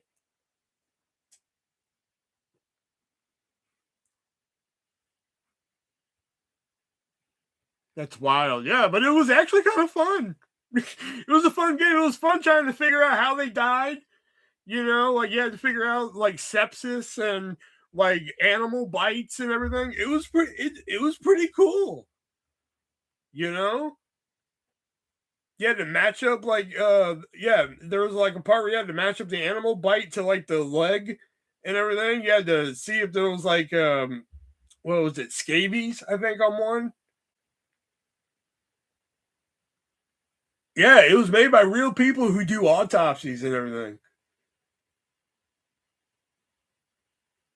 And like the night that I got it, I was just like, all right, I'll just do the autopsy mode where you could just cut open people, figure out what's wrong and how they did. I wasn't getting any trophies from the game, and I was like, what the hell's going on? I didn't realize there was a whole fucking story mode where like you have to solve a murder and fucking all this other shit. I'm like, what the fuck? So like we added that to the rotation because right now the rotation is A Quiet Place. Well, it was A Quiet Place.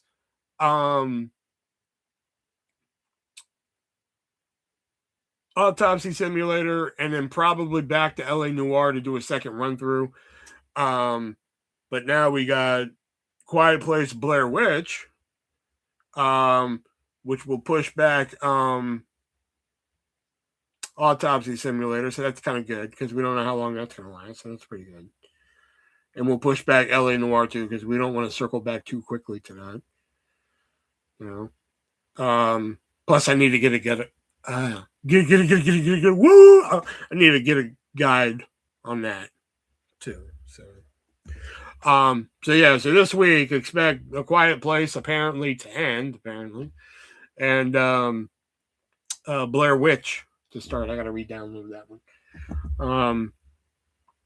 And then Saturday you know how I've been doing lately. I've been figuring out shit as I go. And Sunday we'll figure out something too. So I don't know, maybe that. That sounds good. I'll have that. All right, guys.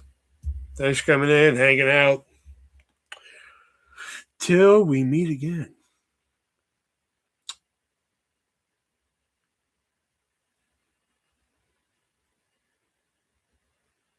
No, I just want to see if y'all left yet. Because I swear sometimes y'all leave during the speech, man. I think that annoys me. See, like that, when y'all are saying goodnight and I'm still talking, I think y'all are just like, fuck it, he's just going to talk to himself. We're just going to head out and shit.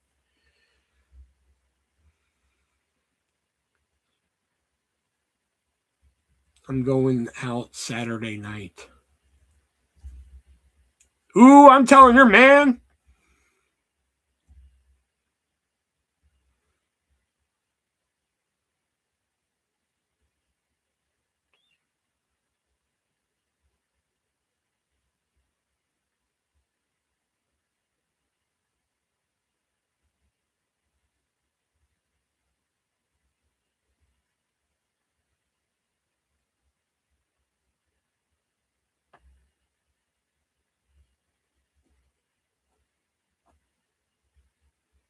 I know. I just said, ooh, I'm telling your man. Hey, you're going out Saturday. All right, I'm really going now. All right, guys. Thank you guys for coming in tonight. I will see you guys this coming week. Like, I'm actually going to make money from this one day, but hey, who knows? It only takes one time. Gotta keep swinging for the stars. You know what I'm saying? All right, guys. Thanks for coming in, guys. See you next time. Be breezy.